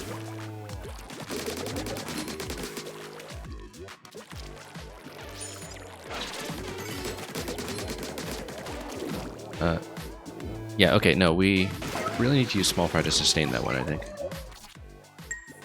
This was the wrong approach.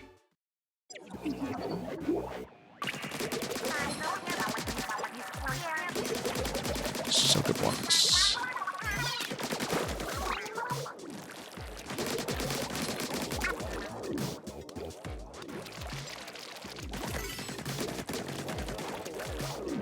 And yeah, I just need to go quickly. Then it does require squid search, but we'll distract this guy for a bit.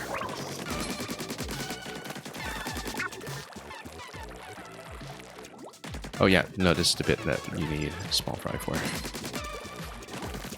Remember that.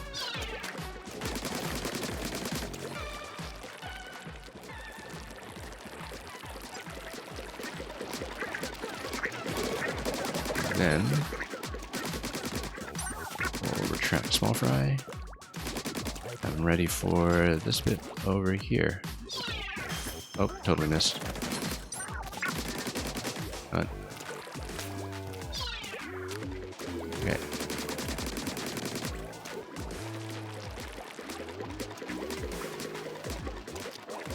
And up we go.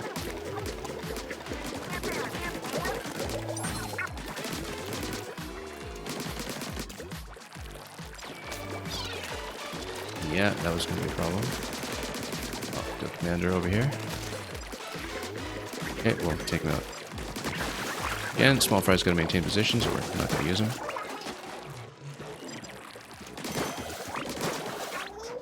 Until we get across.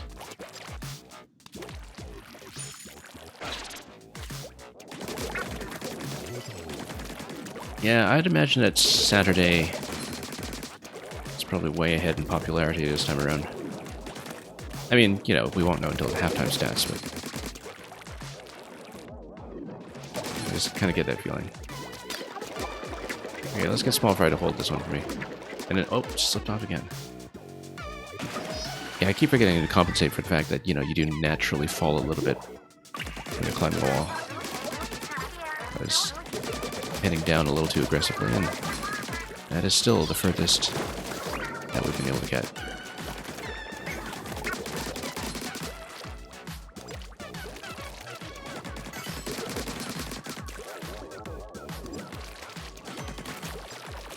Okay, cross.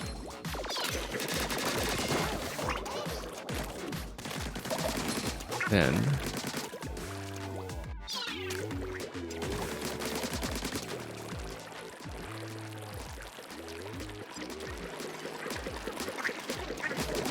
up we go. Retract Small Fry. And he's gonna get that, yeah. This drop here always concerns me a little bit. But we'll get it.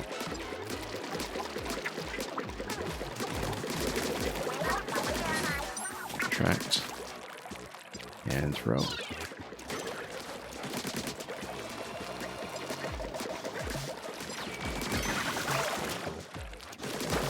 Let's not let him get blasted. Okay, this bit here we need to watch out for.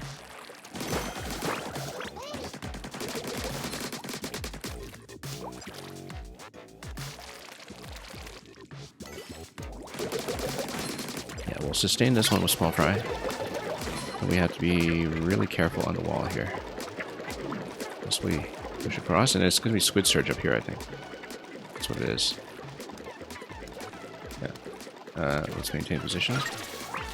Hang on, let me just get a better surge. There we go. That's the way.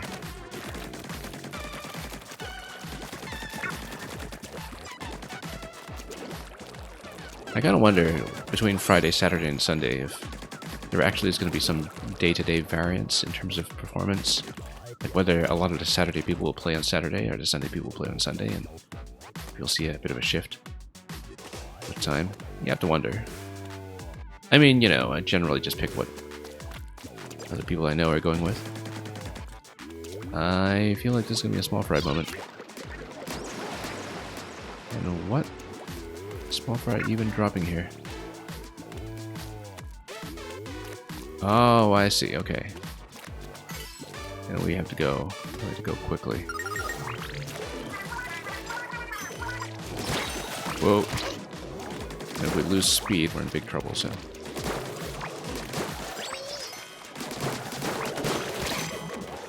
I feel like there's a good time for splashdown. Oh, big bomb here.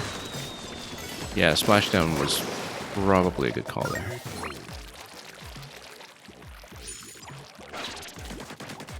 And the cross. Checkpoint. And this time a checkpoint without a zone transition, which... well, we'll see. First time I've seen that so far. I think we get small fry to hold this one.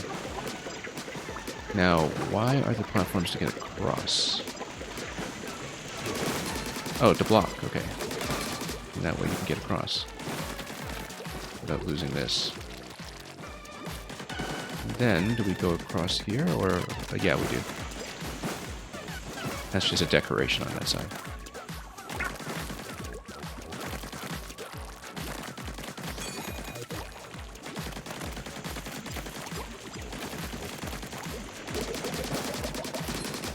And yeah, ultimately, I think I generally favor shooter weapons anyway. But,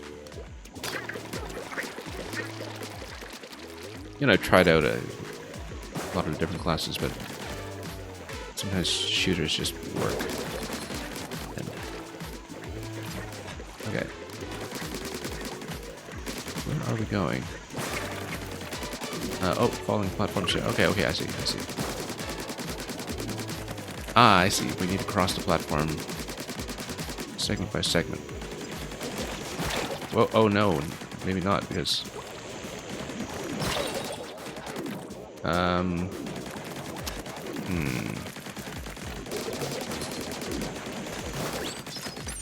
Yeah, okay, let's see here. There's something I'm misunderstanding about this. I think we need to get small fry down. Let's get back down and read this properly and heal up. So we see, oh, I see. Okay, you don't want to block them. You want to ride it across that segment. Okay, I see it. So you actually don't want it to be up too far. You want to get up to the upper platform and then jump back down once this one retracts, which is why putting a small fry here was a mistake.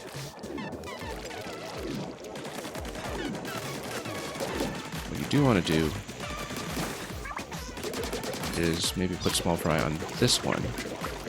Then we get a platform that we stick on to until these guys gets across, and then we have a safe location to follow. Okay, unless you miss, but that's okay. If you jump towards that location, you're allowed to miss.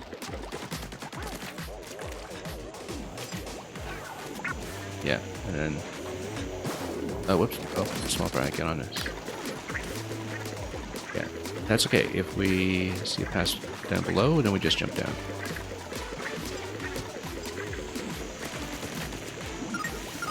And then we ride it across, and then we're good. Okay, all aboard the Octo-Missile commuter train.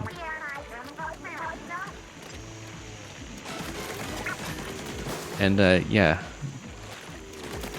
Is it mostly people in your team disconnecting and letting you get some use out of tenacity?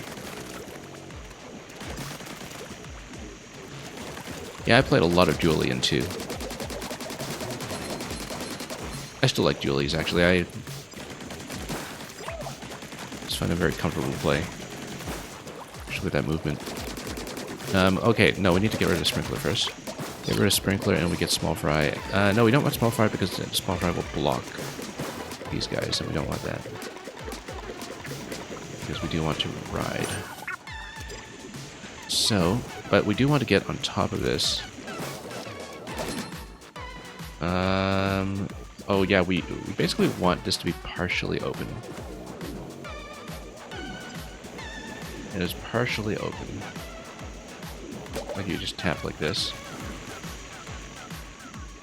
And then that's a little too far. Once it starts retracting,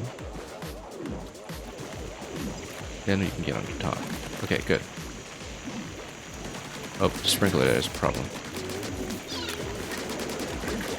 Yeah, oh, yeah, basically you need to make sure that retracts fully. So that means getting rid of the sprinkler and then probably getting Small Fry to poke it. You made dualies back in 2, yeah.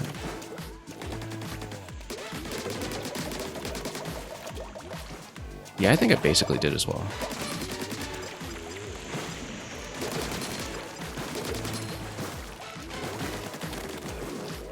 I mean, the closest thing I have to a main in 3 is probably Undercover Umbrella. But I played that quite a bit in 2 as well when it was patched in. It's just that it came in fairly late in the game.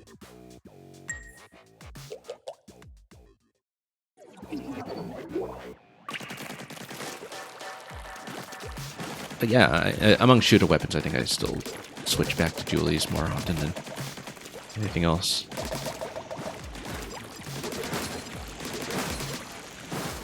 Spent a fair bit of time playing either Neon Tetra or Dapple. Oh. Okay, hang on.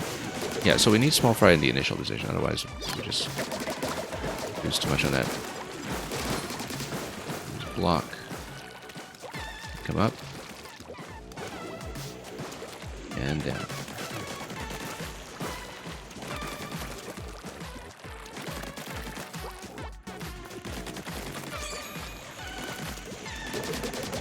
Okay, yeah, so that'll block, and then we come up.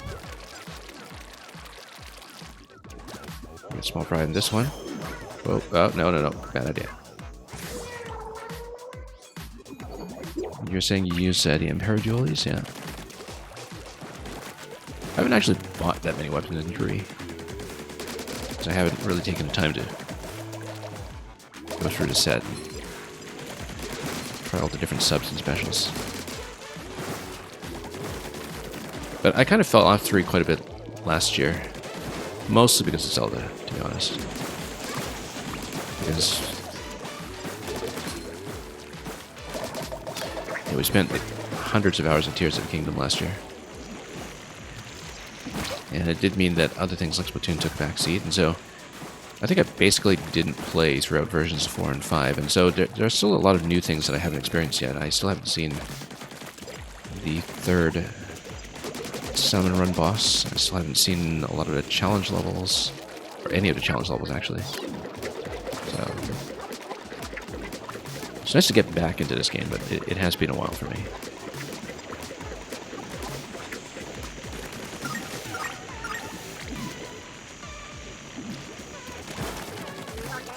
Okay, Sprinkler goes down first.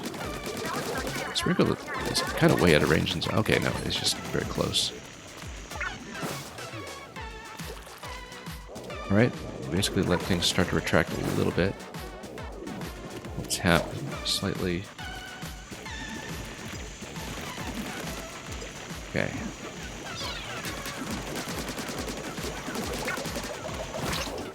Okay, we don't want to do that, but actually no, that's fine. If we switch it back to yellow, it just means we get a rest stop here. That will get a chance to retract. Same idea as before, in fact. Yeah, I mean, it would obviously have been smoother if we just retracted the gate and continued riding, but this way we get to reposition a little bit and get ready. Or maybe not. Yeah, we do need to just let the whole thing retract. And you won a game, yeah? I found when I got back into Splatoon around the last Splatfest that It's a lot harder than I remember it being in terms of the kind of multiplayer pool that I've been running into Splatfest. Maybe it's just that I'm way below what my matchmaking rating used to suggest.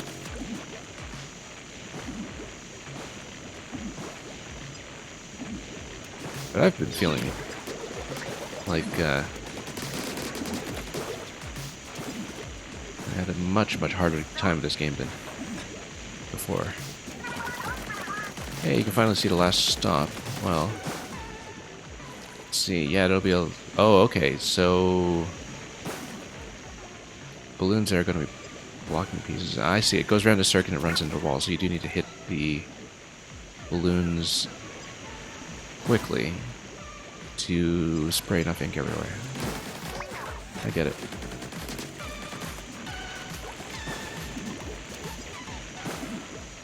Well, let's get ready here. Small pry port. Oop, and then you jump towards it. And then totally miss, but then go quickly.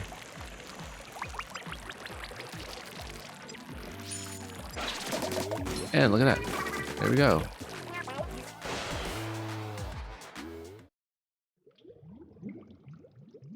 Next. Look at that. We're almost there. Almost there. That didn't take too long at all.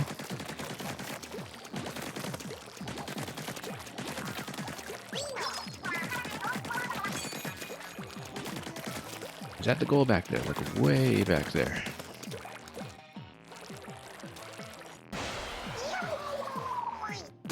Oh, this looks suspiciously like a big fighting arena. This guy can't be that bad. Doesn't look like it's, you know, Girl Power or something. I don't know if you ever beat Energy Agent 3 in Octo Expansion. I never did. But for the longest time, the biggest roadblock for me for doing everything else in Octo Expansion was Girl Power. I think that was the case for a lot of people, actually, then. When I finally beat it, it was really comfortable. Like, we got 10 seconds ahead of the timer or something. Because it was just eventually a pattern and a run that came together. This is a nice way to do the finale, actually, just to have a fight. This is very authentically Splatoon.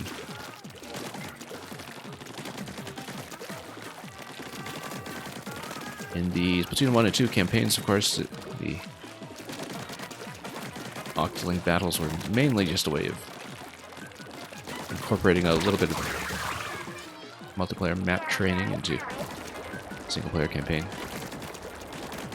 Was that all of them? You'd think that was all of them. A canned special. Okay, let's see how much more there is. There are more of them.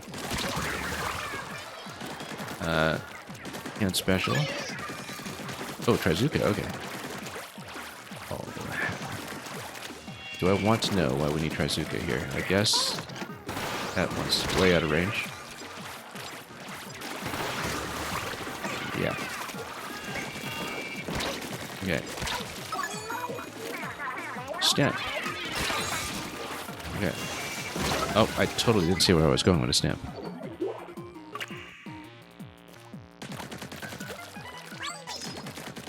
Yeah, Inner Agent 3 I think is the only thing I haven't beaten in the single-player content. But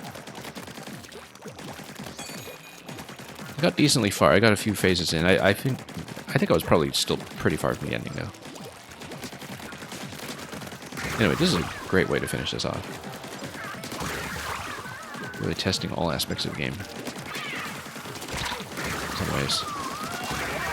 Sort of reminds me of the end of Grandmaster Galaxy in Galaxy 2, where the last thing you do in Grandmaster Galaxy is navigate a bunch of platforms that are full of hammer bros. And so a lot of it is just, you know, dodging hammers and dueling them as you push forward.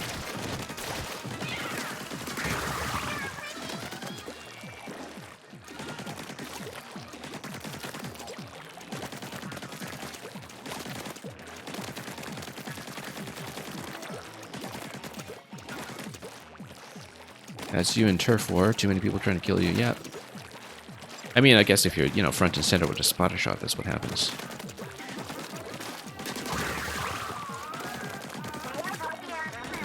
But yeah, I tend to play a little bit close range in Tier 4 as well, which means that I sometimes have to break some pretty bad habits when I play with longer range weapons like Splatling or Squelcher.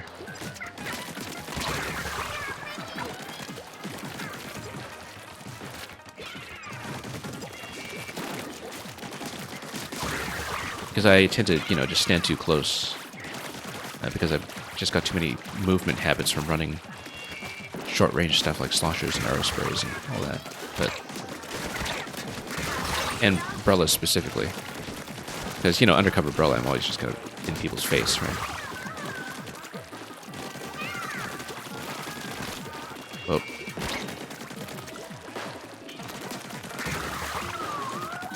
This segment seems pretty okay so far. I mean, you know, you don't have time pressure the way that you did in something like Grow Power Station, and so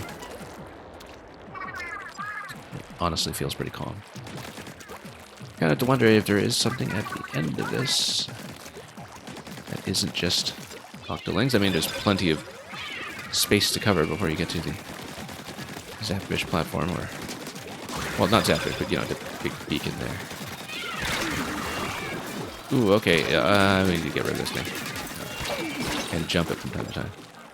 And watch the autobombs. And not totally toss Small Fry off the edge. Yeah, so you do need to counter the specials. This is...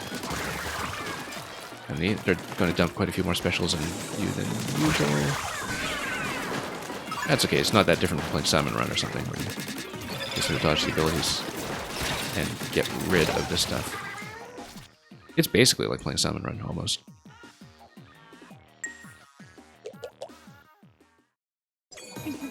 I gotta get back into more Salmon Run. Like I said, I haven't played like anything against Megalodontus, and I'm not sure I actually ever even killed Ouroboros. I've got a couple kills in Kozuna, but...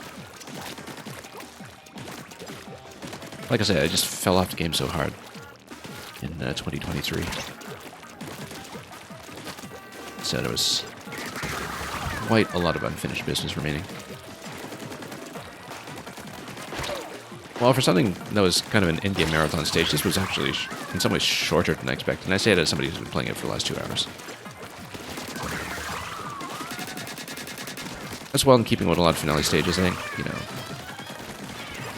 Super Mario Wonder Final Challenge. Like, I cleared that twice because of missing a flagpole. That took me about 2 hours in total, I guess.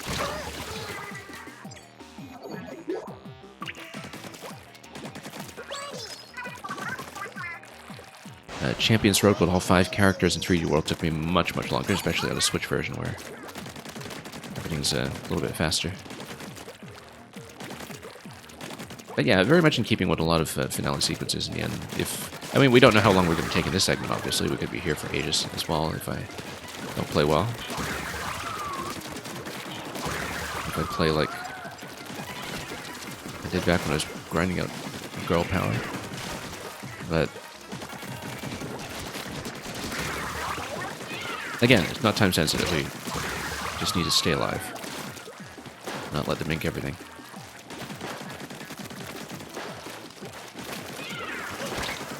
I always talk about Ukulele and the Impossible Lair as sort of being the stand-up bearer for long finale stages, and that one only really took me about 2 hours. Well, in the pre-patch version, and not the kind of zero death true Impossible Lair, which I still need to do sometime, and which we should get back to, like, since I'm cleaning up a lot of endgame challenges and games I haven't played in a long time. Toby, I'm going to leave my current character as is. I know, you know, maybe I should honor cashing the points, but I'm going to stick to this for the time being, just because we're in the middle of this, and I have no qualms about being an Octoling who turns on her own.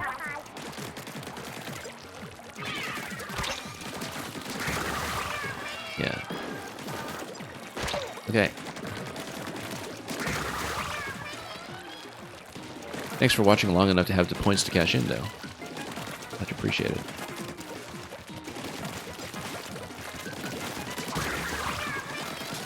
My usual audience is Mario Maker, and so, you know,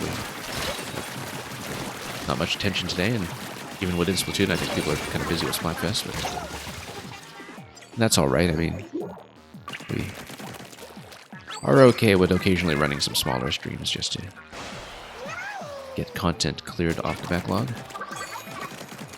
and record some fun things, so.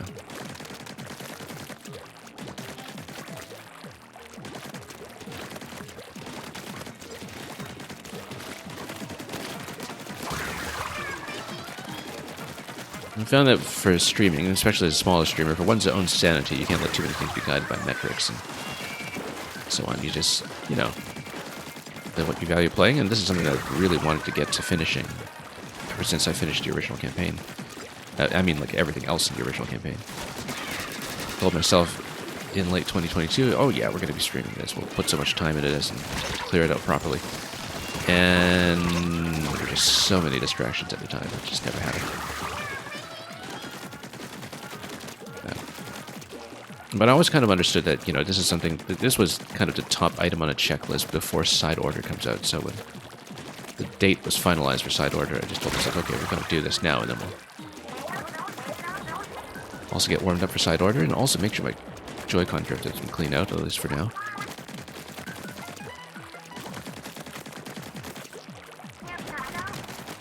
Okay. Can special. Yeah, we should actually use the specials from time to time. This is actually not a bad place for Splashdown.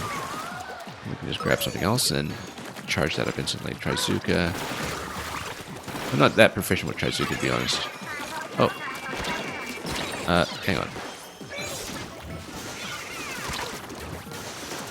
Yeah, I'm actually not fluent enough in Ultra Stamp either, as you can see.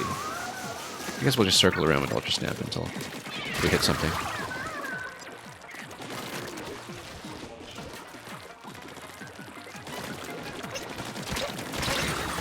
Okay, there we go. What's going on here? Let's recharge for a moment. Heal up. Get some movement going again. Just hide away here until we... Oh, had to deal the roller. There we go. That was the last of them, right? There's even more, and yeah. Pillars are coming down, losing some cover, but... let's keep fighting. And we're back on Splashdown and it's fully charged. Oh yeah, okay, this is something that we need to deal with. Oh, wait, does Splashdown not clear these?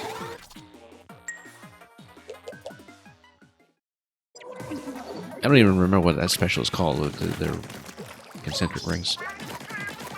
Off the top of my head. But yeah, I thought Splashdown would just clear them for me, but we actually totally failed to do that. And Marie says, only 3 more, be careful. Well, to be honest, I'm very bad at actually paying attention to messages on the screen from the characters while I'm actually playing. Throughout the entire Splatoon campaign, in fact, I found that I was often just missing what they were saying because the movement in this game is just so quick. Yeah, just 3 enemies left, she says. I totally wasn't paying attention to that at all.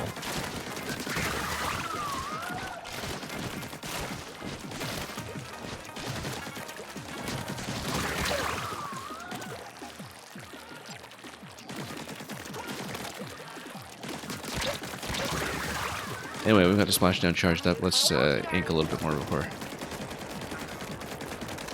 more enemies come in. Again, special. There are more of them. Let's leave the special for the time being until we spend the Splashdown, and then we can spend most efficiently. I mean, that was maybe not efficient, but we have a special waiting for us, so we don't care too much. Okay, what? Just the Autobomb coming in from behind.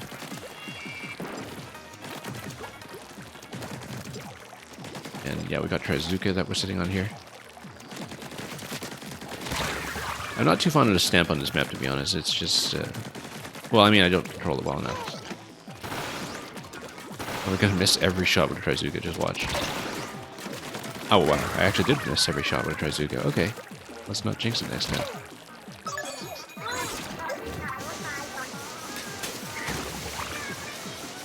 Well, we just crushed that umbrella with the stem. Totally crushed it. Electrodude, welcome. Electrodude, as you can see, we've steadily gotten pretty far.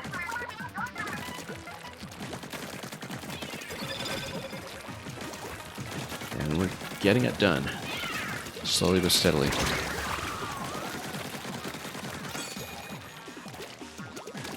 And Electrodude, don't know if you've been putting any time into Splatfest as well. I might... If we clear this quickly, I might get on after this. I don't know if I'll necessarily stream it. I might, you know, take a quick break from my hands-off stream or something first, and then if we finish this in a reasonable amount of time, I may actually be able to get a little bit of spotting in later. Can we take this out quickly before we die? Okay, come on. Here we go. Oh, we've got Reef Slider. I mean, people know how to play against it. I don't know if the AI does. Oh, totally missed. Oh, okay. That bomb was going to be a problem. Let's get out of here. Let's get out. Heal, heal. No. I haven't picked a team yet. I did see that pretty much everybody on my friends list went with Saturday, though.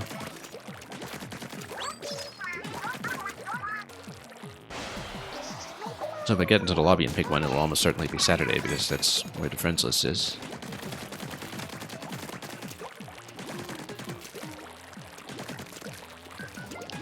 Actually, hardly... I mean, I haven't really played much Splatoon in the longest time. I played a bit of the last Splatfest, but prior to that, I hadn't played since last May or so. And so I haven't actually done friend lobbies in quite some time, apart from a...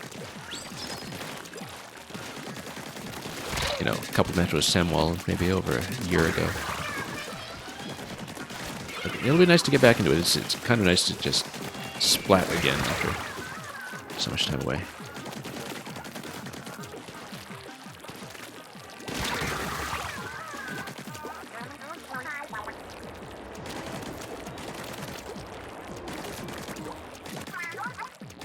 Okay, let's do this.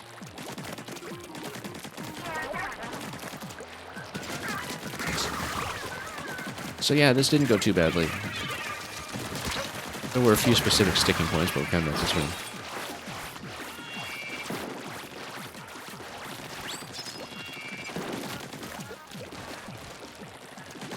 Okay.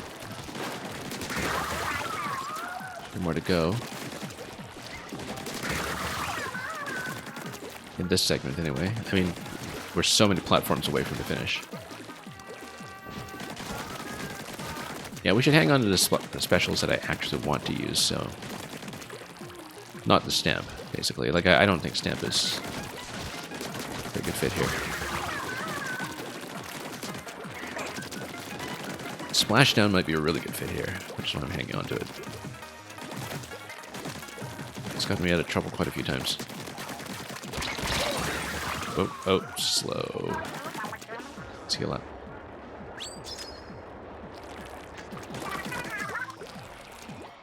Yeah, I'm feeling unusually cramped with the way I'm holding my left Joy-Con. Actually, it didn't used to be this way. I think I'm just kind of off my usual posture with it, or... I guess with Splatoon being something that you normally play with small doses, too, that maybe I'm just not used to doing Splatoon movement continuously for such long stretches at a time.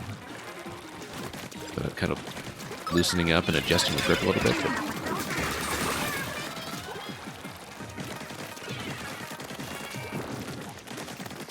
It's probably just because, you know, the movement is just so continuous and intense that it's just not physically as comfortable as usual. But it's also probably because I've just been away from the game for so long, and, you know, I'm not back to comfortable habits just yet. Anyway, I am obviously a little behind on chat, just because my eyes are on this, but I'll keep babbling for the time being. Come on, get rid of this. Get rid of this. No.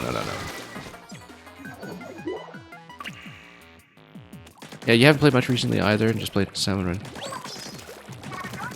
I know what Lethal Company is, roughly. I have an approximate idea of what it looks like, but I have not tried it. a lot of streamers have picked it up. I could tell that it's been one of the big Twitch things this year, along with, what is it, Pal World? I think there's another game that sounds like it that I always confuse it with, like that Lethal Company has a title that's similar to something else that I mix it up with. Like some horror game or something. But yeah, I actually didn't even know until last week that there was a third Salmon Run boss that came into the game. Megalodontus. I actually had no idea. And I still haven't seen Megalodontus in game because it just hasn't come up in my rotations yet, although I know that the app does list when the bosses rotate.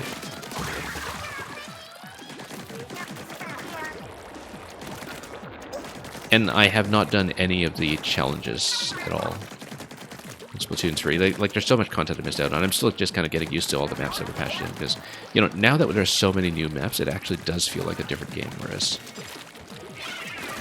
the map pool, I think, was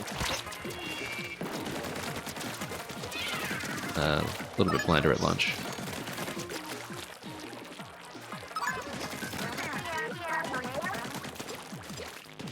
But yeah, I hardly even know the new maps. I played the Rum and Bowl one once, I think.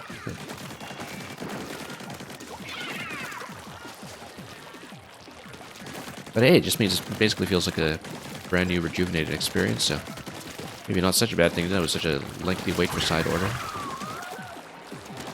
You can return to the game in its current state.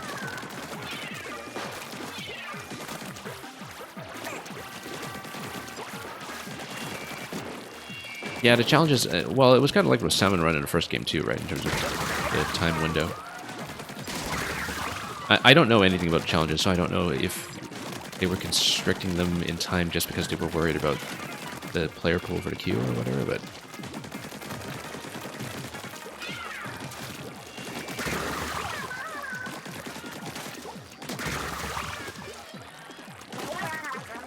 I should finish grinding out table turf at some point too. I mean, I'm somewhere in the 30s in table turf, but I know there are rewards of like level 50 or something, right? So I played a lot of table turf at launch because it's very much my kind of thing. Oh, I was on a stamp. I thought it was still on Splashdown for some reason. Okay, that was unfortunate.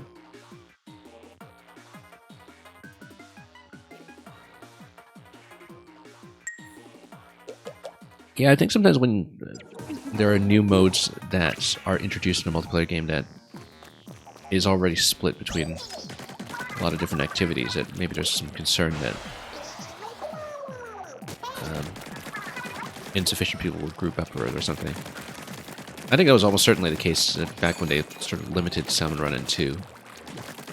It's not that they didn't have the capacity to handle it or anything, but more that, you know, they were not really clear on whether the mode would catch on and whether queue times would be a problem.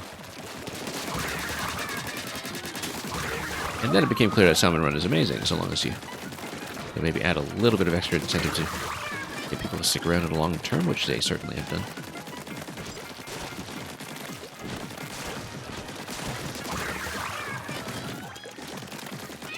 Yeah, I always felt like Salmon Run was an extremely impactful addition to Splatoon 2.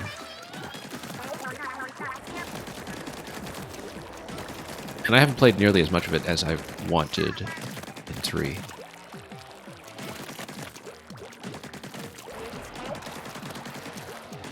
But in general, I haven't played as much Splatoon as I wanted in 3 because, you know, too many other things going on.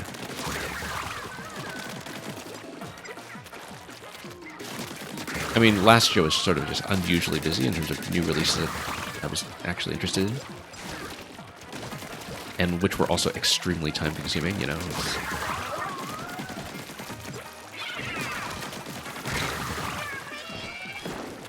Basically, if Nintendo ever releases Fire Emblem and Zelda in the same year as they did last year, I'm in big trouble, right? So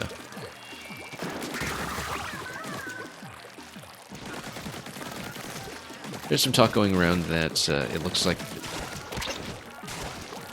the next Nintendo system probably isn't going to be around until early 2025, and as usual with Nintendo historically,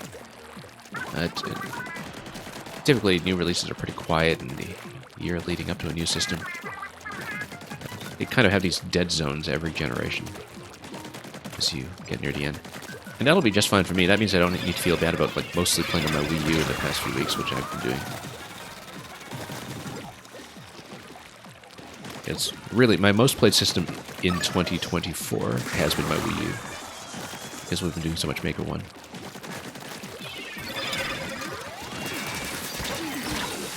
Yeah, okay. Having the rings sit so close there is a huge problem. We need to jump them too. We can't just rely on busting them down. We'll go try Zuka here. No, not yet. Too close range. Whoa. Splash. Things are getting a little rough here. Your most played and only console is the Switch. Yeah. The Switch is... I mean, this is my day one Switch from 2017. I think it is actually the most used electronic device I've ever owned. I'm pretty sure. Out of anything I've ever owned, including computers, phones, etc., and of course all game consoles and handhelds and such, the Nintendo Switch is my most heavily used device of all time. Because it's not often that I'll just stick with a system continuously for just about 7 years at this point. It's just about the 7th anniversary once you get into March. But I've been using the Switch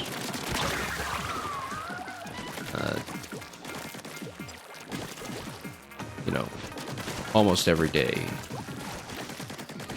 with occasional lapses, but not very many.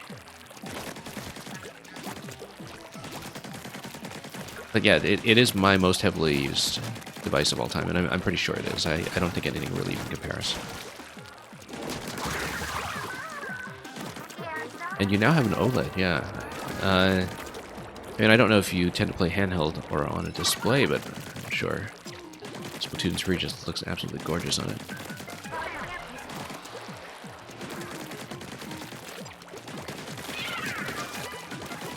Apparently, day one Switches are kind of especially valuable on the secondary market as well, because they're sort of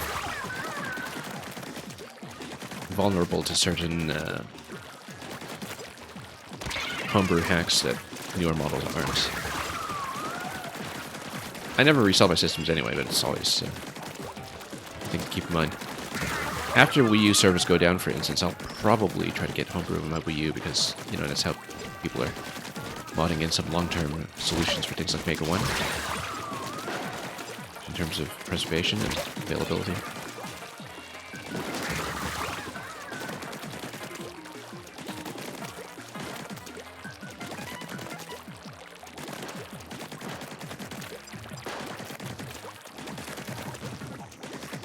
But yeah, Electroid, as I was saying before you came into the stream earlier, I spent a fair bit of time, you know, cleaning out my Joy-Cons to kind of be absolutely comfortable without running into drift before I got back into this stage, because I was thinking, I mean, you know, I have no idea how easy or difficult this was going to be or how long it would take, and the one thing I really don't want to die to in a marathon stage is Joy-Con drift.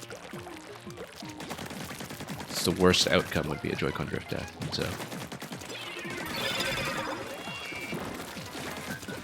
my first set of Joy-Cons at launch died pretty quickly. Like, they didn't really even last much more than a year. But then I got the Splatoon 2 pink and green set after that, and I've been using that ever since, but the left stick, the pink one, has been kind of recurrently undergoing drift. And so, you know, every time I fix it, it's only ever temporary. And I have to clean it out.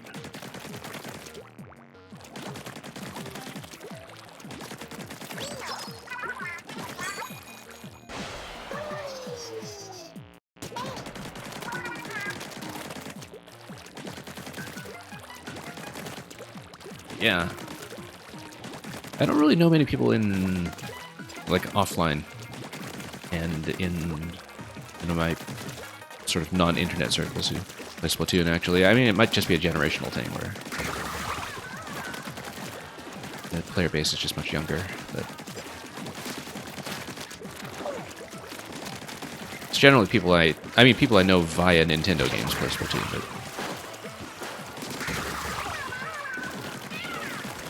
I don't think has ever really even come up with people I know offline. But, oops. Okay, we're doing pretty poorly here. Let's pay attention.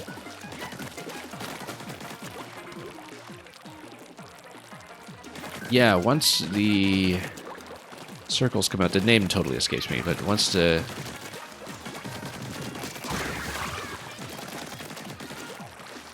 Octolings start dropping their specials, then things get a little bit wild. But I still feel like there's, you know, sort of less constant pressure here than there was in something like Girl Power Station, which was my benchmark for what a hard Octoling fight in a campaign is like. But there's definitely a big consistency requirement here, and also just, you know, I think it's actually kind of a good idea to bank Splashdown, just so we can clear space later. You get all these can specials here, and they kind of encourage you to dump specials as soon as you can, and maybe you control territory a little better that way, but I find it's more important to make sure I have a special that I'm comfortable with. Oh.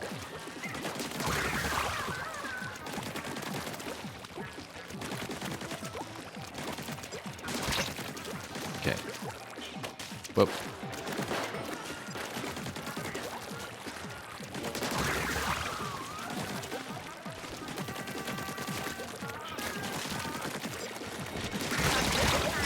Whoa, no. Okay, dump it. Because, well, I mean, it doesn't heal you up, but at least it gives me a moment to recover. Then we can go for, that's gotta be Trizuka, right? Oh, no, it's not. It's, I never read the symbols from a distance. It is Trizuka, yeah. So yeah, it is gonna be consistent about which specials it gives you.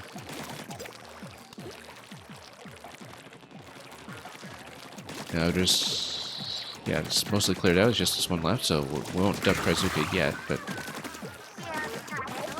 last item here, yeah. Then, as this clears out, then I think we'll switch into it, just to...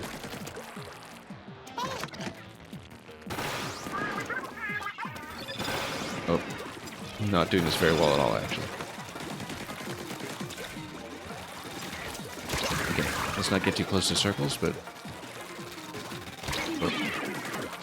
You know what, let's just keep our distance. Oh, maybe that's not gonna work.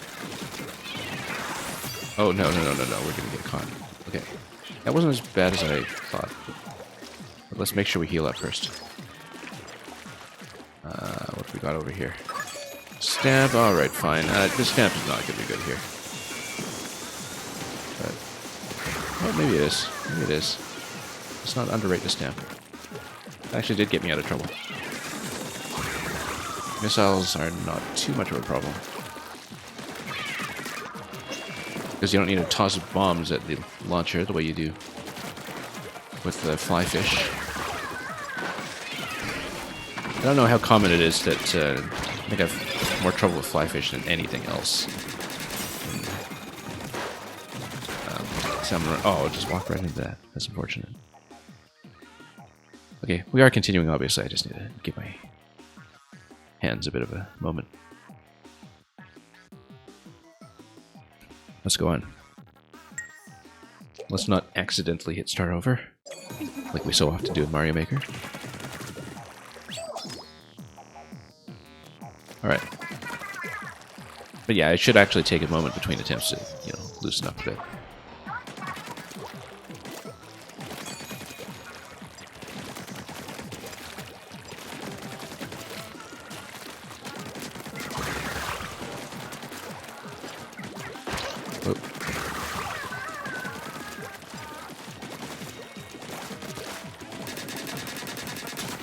One thing I haven't considered, actually, is in that last segment to kind of use small fry more heavily against specials, because that's something that, again, doesn't come out with multiplayer, so I didn't really think about doing it.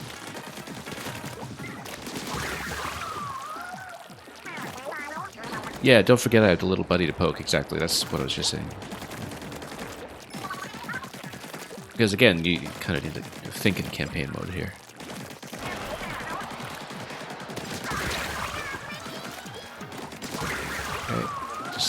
Do a little bit of spawn camping here, just like you would in a real game. In the multiplayer game, rather. Oh, auto bomb. Get out, get out. Get out.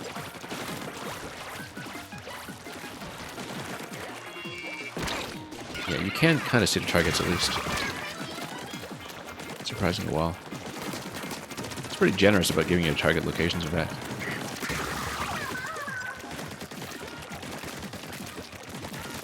I think the idea is that if you only have like maybe one enemy left, I should actually take the time to do some inking in advance before we snipe them. And then just make sure that territory is nice and available for you. Get into some of it later. Yeah. And yeah, using small fry against that seems to be a good idea.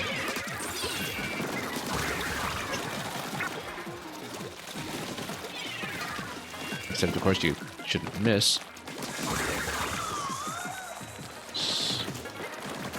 Okay. Whoa. Stood a little too close, but we got it.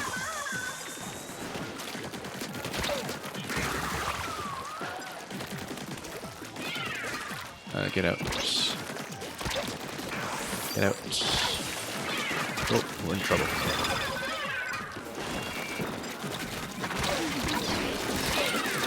Jump, jump, jump. Get out, get out, get out. Oh, no, we had splashdown. We could have just splashed. Yeah, okay. Didn't even read my special meter there. We totally could have gotten out of trouble at that moment, but it got a little bit tense, so.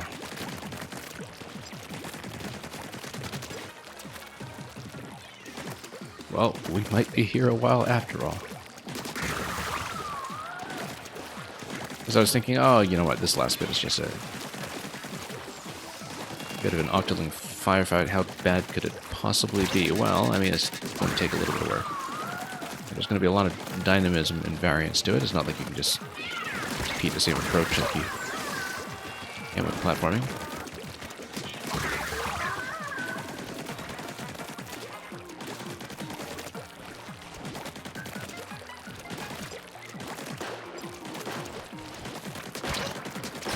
Whoops. Blasted there. I see a mosh pit like that, just check a few bombs. Yeah, I haven't really been using the switching nearly enough.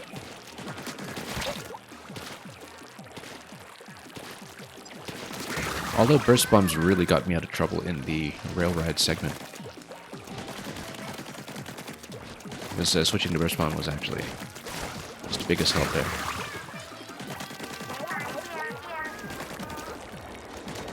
Yeah, basically the single-player specific mechanics, like small fry and the bomb switching and so on. We've been underusing that. I really like that they brought back the bomb switching, though. From the campaign in 1, I want to say. Come to think of it, I don't even remember if it was a part of the campaign in 2, like the standard one. It must have been. Oh, yeah, no, because that was the one where you kind of unlock different loadouts as you go. Or I can't really even remember.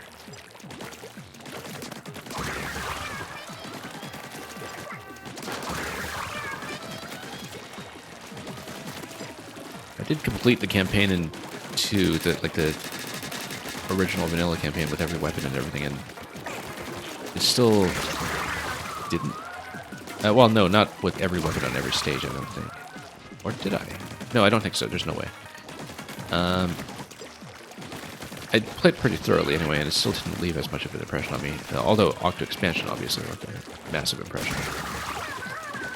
Which is one of the reasons that side order has always been a major point on the calendar to look forward to. And yeah, we will be showing it off when it comes out.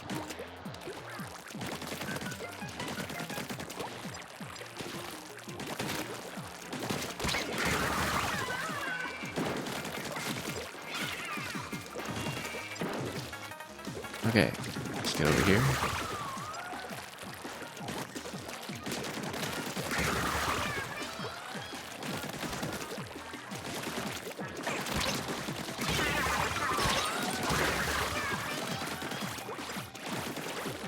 order. Yeah, once we clean out the numbers, let's just do some inking. Just gain territory before you take out the last one and reset into the next area. If we can. I mean, I guess the other one's inking as well if you leave it alive, but I just want to do a bit of map control here.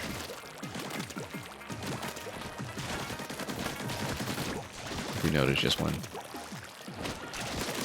Okay, good.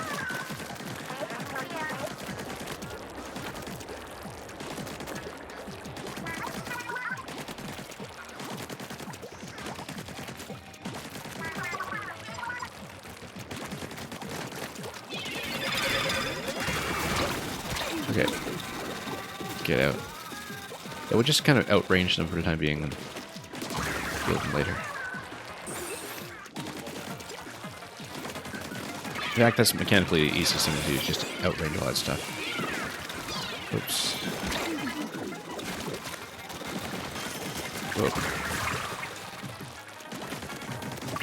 I remember when Inkbrush was first patched into the first game, that, you know, just those horrifying things, having someone rush up to you, just slap you in the face repeatedly.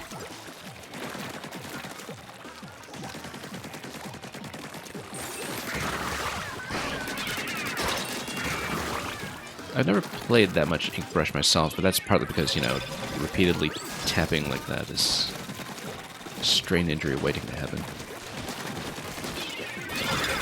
But, oh. Let's get out. Once again, we do have splashdown. No, we do, as I said, have splashdown. Let's take that out.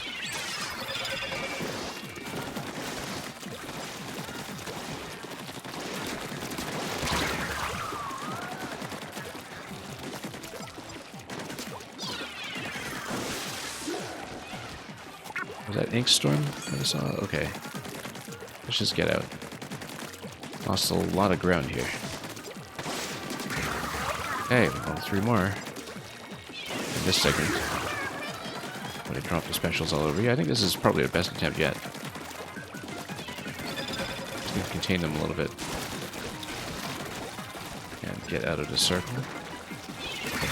And get out of the circle. Let's just run away. Swim away. Yeah, I'm staying on splashdown. I feel like there's just a little bit too much dead time when you're exposed with Kraizuka, even if you get the range.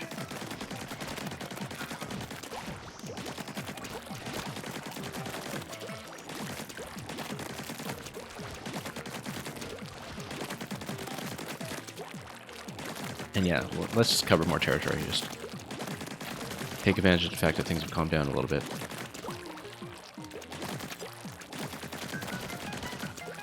Because there's still a lot of room for this map to expand, and I need to keep that in mind.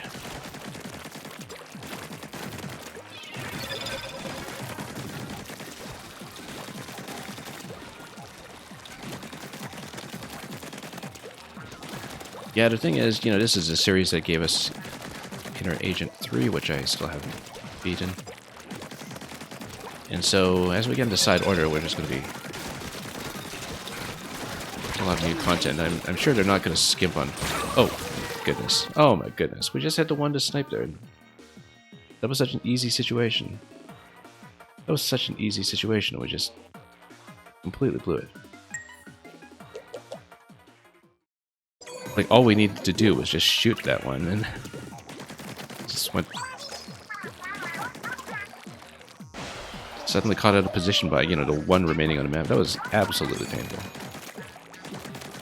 We just threw that one away. Like, I was in such a good situation where I thought, okay, we have total control. Let's take a moment to just take it easy and set up.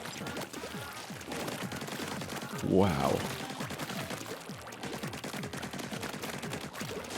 I was just about to say that, you know, this is a series that gave us, like, Inner Agent 3, that, you know, we know that they're going to be quite willing to push the players. They know that this is a skilled player base that can take that kind of punishment somewhat. it'll be very interesting to see how wild things get.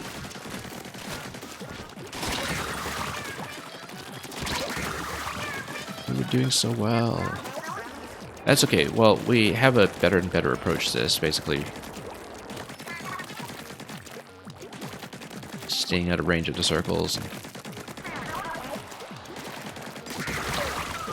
What? Spawn camp a little bit. Stay on splashdown for the most part, if we can. Unless we need an instant recharge on specials.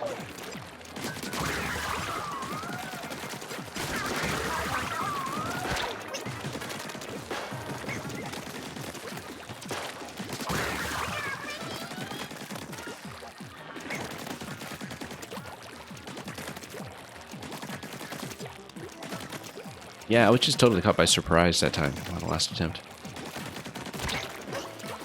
Where it took me a moment to just kind of register what was happening, because it was such a peaceful situation, right, where I felt like I was completely in control. I just completely got caught.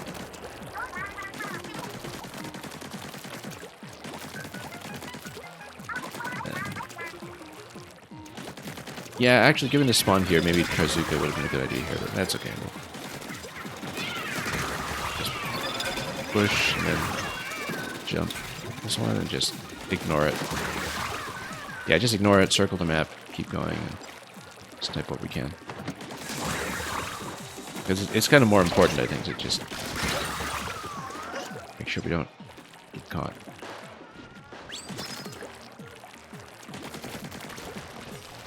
Okay, let's not dawdle this time.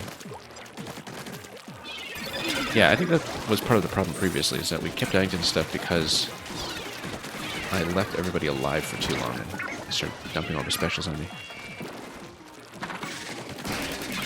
Oh, on their shield. Yeah, totally got cornered that time. Okay.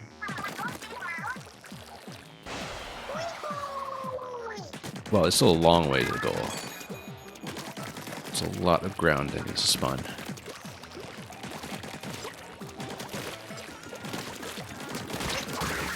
And we don't know what we're dealing with yet. Oh, there we go.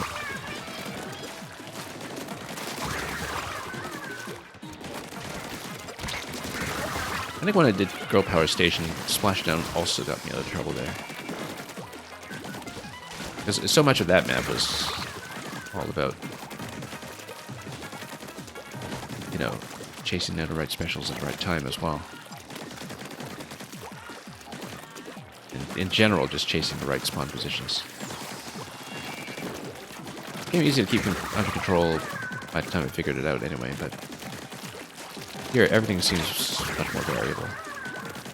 We need to play reactively pretty much the whole time. We'll do so. Okay, let's spawn camp a little bit if we can.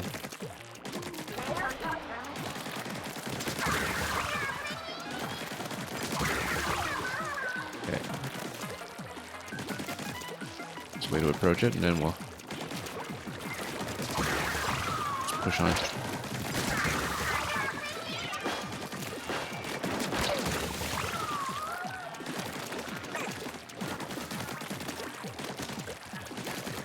Yeah, too bad we don't have auto bomb.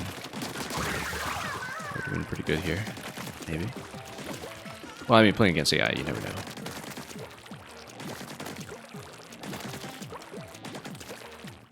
Okay, so who's up and running? You are.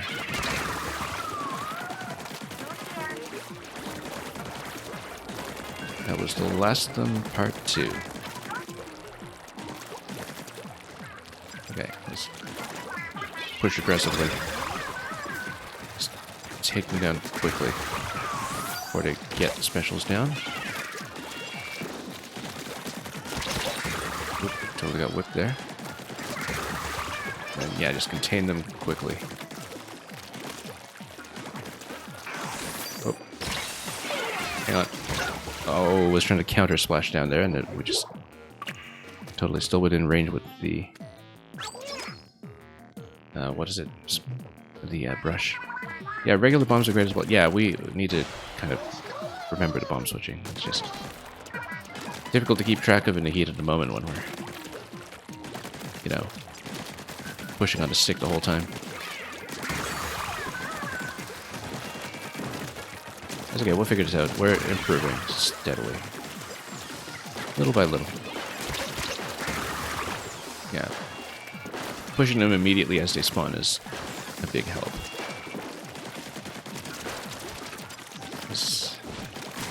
Containing a lot of the incoming damage before it happens, that's very important. Also so they don't run around and ink up the whole place, which is... Well, I mean, that's the core concept of the game. It's just not letting them get away with that too much. Okay, this should hit.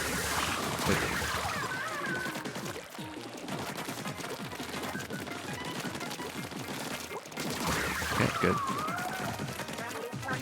No special coming? Yeah.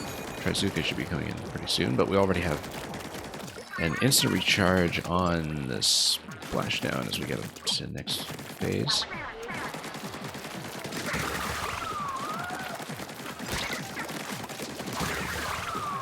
Okay.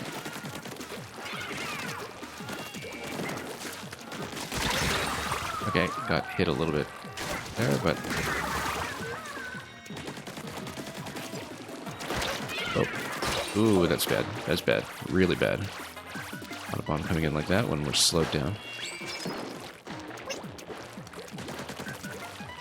Yeah, given the range here. Let's bomb.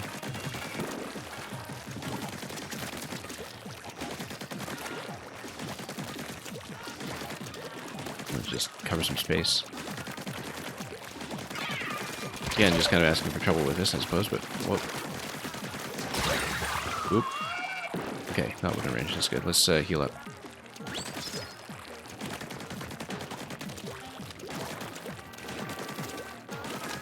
Where are you? Oh, it's a blaster. Okay.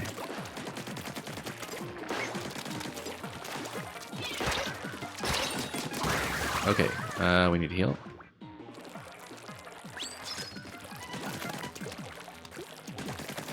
We're still up and running. Why don't I see them?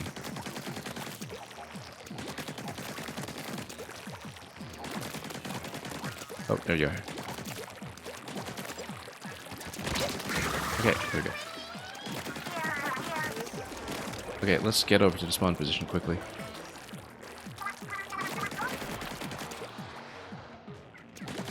Oh, no, they spawn away, okay.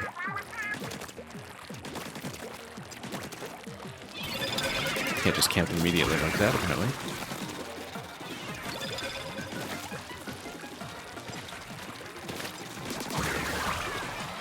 And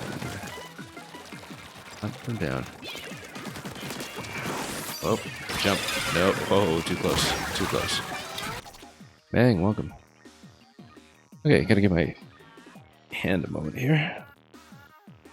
Yeah, I've been kind of gripping my left Joy-Con unusually tightly because we are swimming the whole time with ZL trigger.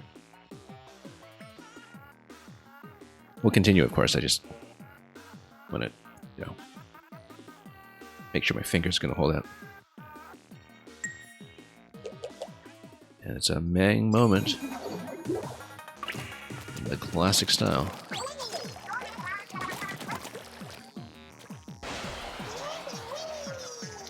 I mean, not mutually exclusive. It could be a Mr. Electrodude moment and a Mang moment at the same time.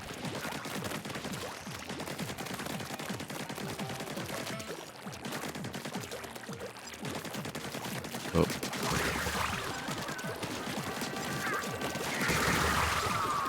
"69 years of Mang moments. 69 YMM. Oops.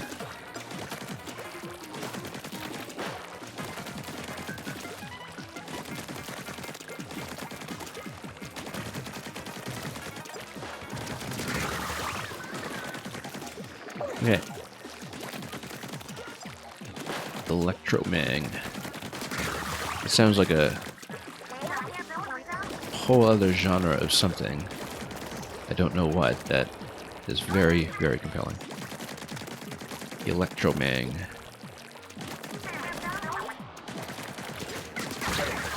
going to the local rave. I hear you're playing some Electromang. Or maybe it's like an energy drink, you know? Just keep yourself going with a certified European gamer fuel, Electromang. Get the product placement going and everything. Electromagnetic, I suppose. Yeah.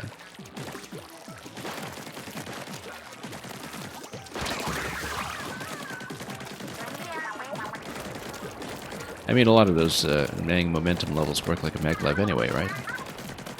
We're already kind of there. Come on. Get out, get out. Okay. Again, let's just not get hit by too many specials. Just rove the map. Oh, a lot of them over there. Let's get out of the special here. I probably didn't need to use a special in that location, but okay, it got me into trouble partly. Can't let the brushes get too close. Okay. Slightly better than usual. We still haven't beaten this phase yet, despite having one run that was 1 kill away. Whoa, okay, that was rough. Small fry, come back. Splash, splash. There we go. That got me out of trouble. Splashdown charges faster than I think it does in this level. I'm so used to how long it takes for specials to get going in multiplayer, but here you actually build up really quickly with kills. So, we're not using Splashdown nearly as much as we should be.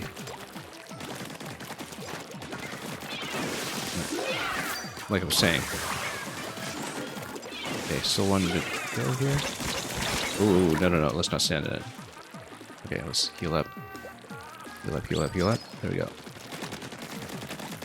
That was dangerous.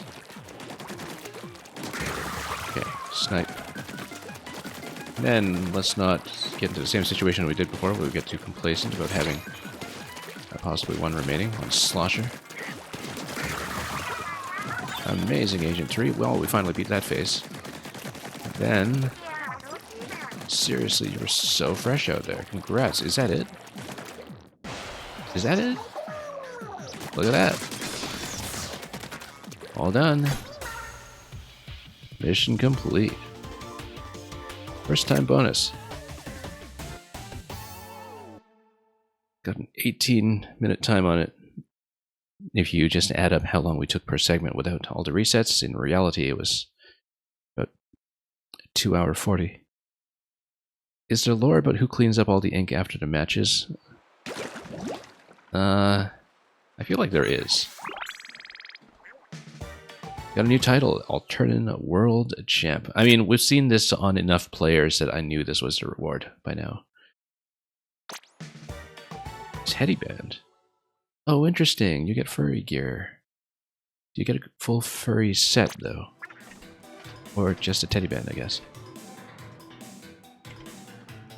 Anyway, let's take a look at the log, if we can. Is it in here? Or do we need to unlock it elsewhere? Alterna log. Oh, log.exe. There we go. Turn of the Mammalians. You know what? We earned this. Let's actually do a dramatic reading and holding. I didn't do it back when we were playing through the campaign, but I need to let my hands relax for a moment anyway, and people are hanging out, so. The ink is quickly decomposed by microorganisms, Electrodude says. Yeah, I was trying to remember if that was in anything that's in-game, like with the illustrations and so on, but I couldn't remember. Anyway, Return of the Mammalians. Recall for a moment the first apocalypse that devastated the human race. Those who escaped into the caverns of Alterna were not the sole survivors. There were others who escaped via a giant rocket ship, the Ark Polaris. Launched in the nick of time, the ship was laden with many of Earth's species and had been placed in a cold sleep. The mission was simple: find another planet to replace the Earth. Considering the circumstances of its launch, the Polaris had a smooth voyage until it reached the edge of the solar system. It was at that point that debris struck the vessel, damaging its navigation system. The crew was able to turn the ship around and head back toward Earth, but the effort was in vain. There was not enough fuel to attempt a landing. The Ark Polaris drifted aimlessly for 10,000 years. Eons passed. The once stable orbit of the Polaris decayed over time until the ship found itself in the inescapable pull of the Earth's gravity. Re-entry was not kind to its inhabitants. All perished, save one. Bear number 3. An experimental subject who had retained consciousness within his cold hibernation survived. For 12,000 years he had dreamed and plotted. Fully awakened, Bear number 3 came to a terrible realization. He had not landed on a new planet at all. He was back on Earth. And yet, it was not an Earth he knew. This Earth, it seemed, was dominated by sea creatures. Not a single mammal to be found. In the course of his search for even a single fellow mammal, Bear number 3 used navigational equipment from the wreckage of the Ark Polaris to discover Alterna. It was a wasteland, of course, but a few of the liquid crystals that had once covered the walls and ceiling remained. With knowledge built during his thousands of years of dreaming, he repaired some of Alterna's facilities and began researching the crystals. This research bore fruit when Bear number 3 compounded some of the liquid crystals with his own fur. The experiment created an entirely new creature into a mammal. Bear number 3 realized the implications immediately. He could restore the planet to a mammalian paradise. He began stockpiling fuzzy ooze, as he called it, within Alterna's still intact rocket. For such a venture, he would require the acquisition of thousands of golden eggs. These were used in the creation of the fuzzy ooze, although the exact details have never been recorded in my memory banks. But Bear number 3 had a plan. He founded a corporation that would go on to employ locals to collect his golden eggs under the name Grisco Industries. Mr. Grizz, as he was now known, would pay handsomely for them. With fuzzy ooze production peaking thanks to the assistance of unsuspecting inklings and octolings, Mr. Grizz took the final steps to set his plan in motion. The rocket was loaded. It wouldn't be long now. So, yeah, the Salmon Run ramp that apparently isn't returning would be Ark Polaris. I hardly played it in 2, in fact, because in 2 I think I, kind of fell off of Salmon Run before some of the later content came in. So I don't really remember playing it. I think I heard someone mention recently that one of the reasons why they really don't expect it to return in 3 is because it isn't a layout that's conducive to the new Salmon Run bosses. But yeah, I don't think I ever actually played under myself. Anyway, for those unaware, so this fills in a little extra piece of the puzzle when it comes to the plot, which is that Salmon Run, which begins in number 2. We know that kind of feeds into the plans of the mysterious Mr. Grizz, who was suspicious even then. Now, here's the thing that I noticed right away when reading this. Mr. Grizz comes back to the planet. He finds no mammals, and yet Judd and Little Judd. What do we make of them? Given that they're also mentioned in the illustrations and all that, like what's up with those two? I mean, I know the implication is that Little Judd takes over Grisco Industries and continues the master plan. Electrodude, you're saying the one returning within the next update will be the final Salmon Run map. Okay, I don't even know which one it would bring back, but they confirmed it on Twitter. I didn't realize that. Anyway, so this is the event that happens immediately before.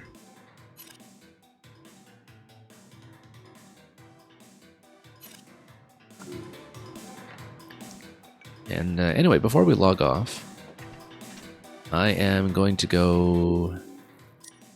Unless there's anything else to look at here. Does it actually list after Alterna into records here? I guess it doesn't. But anyway, we saw on screen that it took, 19 minutes on clear. And yeah, let's head back to the city. Let's see what Splatfest looks like right now, just to take a look and hang out a little bit. I will be logging off, but I will, after a break, maybe come back to actually play some Splatfest. I'm not going to do it on stream today, though. But let's head back to the city and grab some rewards and just see what's going on. They confirmed on Twitter that it's a new Salmon Run stage that is some kind of arena. Oh, that's kind of like an actual Splatsville Chaos theme, right? Why does Saturday put on sunscreen? Because Sunday was coming. Anyway, I always love hanging out here. It was actually in the last Splatfest that for the first time I finally won a 100 times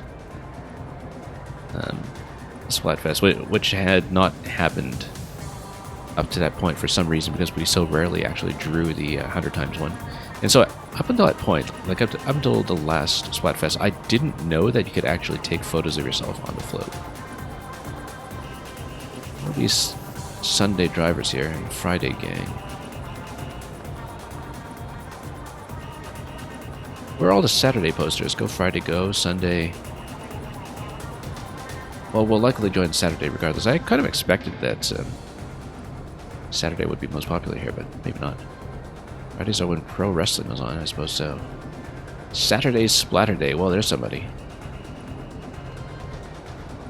And yeah, Electrodude, I'll try to coordinate with you. I'll definitely need to take a bit of a breather from us first, though.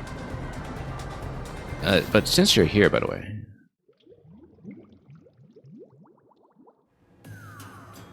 let's hang out in a locker room. Oh yeah, I'm still in the table turf pool because yeah, people just kind of joined the tag table turf back when pools were introduced to get some matches going, and I played a little bit of it, but I didn't actually end up sticking around. I kind of wish there were something like ranked matchmaking for it, but maybe the game wasn't well balanced for it. Anyway, I'm actually still on the short locker because, as you can see, I am still level 20, and so my locker currently, whoops, hang on, looks like this. And eventually, when we get up to level 30, I guess I'll extend it a bit, but I'm pretty happy with the way it looks right now, so haven't really modified it in about a year. Yeah, Mang, I'm very satisfied with that hat, both the one I'm wearing and the one in the locker. We like the bowler hats around here. And we like playing Brella, hence the umbrella that we've loaded in here. That's what mine looks like. I think I can probably find Electrodude's. I remember his was really kind of spare. Oh yeah, here's Sparky. Oh, you've really filled yours in. I remember when yours was just the Moe statue in here, but I guess you've been playing tons of Salmon Run or something if you got the golden boss statues here. That's got to be from Salmon Run, right? And yeah, Toby, I need to kind of take a break from my hands for a little bit, but I will be back on for Salmon Run. Oh yeah, this is Ragnarok X, by the way, who some of you know from Mario Maker. And he's got hundreds of hours in this. It's arcade machine and everything. But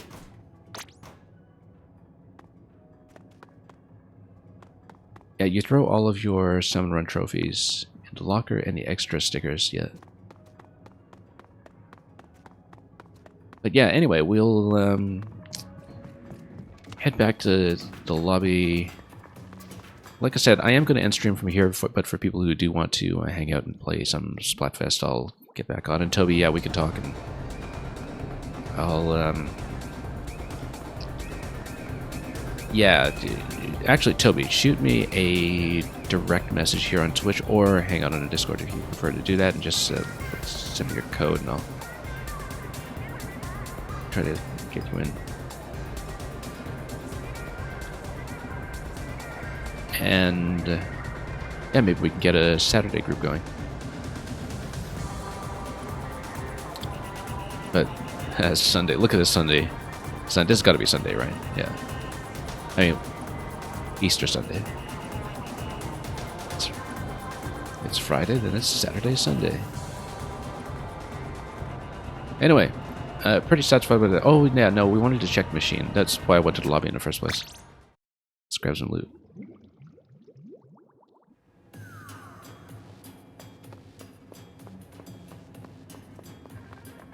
Big Man had a good point about Sunday. I did read what he said. I'm just trying to remember what he said. Anyway, get stuff. A secret kettle found and cleared. And that's going to get you the title and the bear ears here. Speaking of which, I might as well change my card a bit. But we are Ancient Table Turf Battler. But since we just achieved this, let's just turn it into Alterna Table Turf Battler. We'll worry about the badges some other time. I might switch it back to Ancient later anyway, but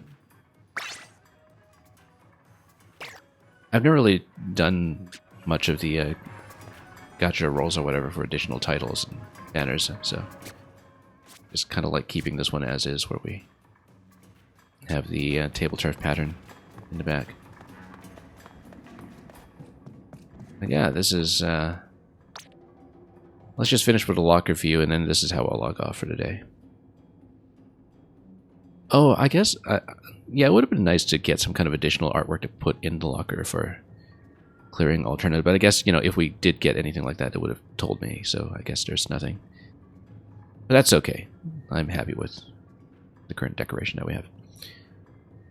Anyway, thank you so much for joining me on the stream. Like I said, I will be back before too long to get on Splatfest for at least a little bit and kind of recover my ability to play. Pretty satisfying to get this done today and get it checked off the list after putting it off for almost a year and a half. And like I said, we are going to feature Side Order when it launches. How much exactly, I don't know, because again, we're kind of balancing time against Maker 1, which is most of what we've been running through the weekend, which will remain a priority. Tomorrow we will likely be back with Maker 2 viewer levels in the usual time slot, but, you know, things are kind of in flux and they can change week to week. And Toby, yeah, thanks for sending me the message on Discord. We'll make sure we coordinate things there and expect something soon. In the meantime, thank you so much for watching. Thank you for joining me for this part of the adventure. We got it done pretty efficiently, I would say, despite a lot of silly mistakes and a learning process along the way. So, yeah, Electrodude time is running quite short for Maker 1. It shuts down April 8th. And so it's about 50-some days remaining, I think. And I've been busily getting through as many makers as I can. We just finished all of Tetrateryx yesterday, and you know how long his levels tend to be. But we've got lots and lots more coming, and Electrodude, I do have your Maker 1 level codes as well, and hopefully we can cram some in on your end at some point, although, like I said, time is looking pretty tight, and I've basically had all these plans for games I wanted to play in the next few weeks that I've bumped back because I want to make more room for Maker 1. And I'm really enjoying doing Maker 1, so it does mean that a lot of things have been pushed back for now, but then that'll just fill in the middle of the year, and, you know, who knows, maybe Nintendo really will take a whole other year to release a new system, and that'll be perfectly fine by me. Our backlog is unmanageable. Thanks so much for watching. We'll toss you folks over somewhere else in just a little bit. And off of Twitch, I'll be back on fairly soon. So have a wonderful day ahead of you. We'll see you back for more, whether it's Splatoon next week or Mario Maker or anything else. And do enjoy Side Order yourselves when you get to it.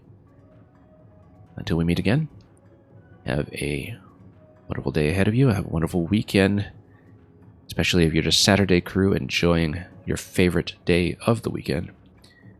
And above all, fare thee well.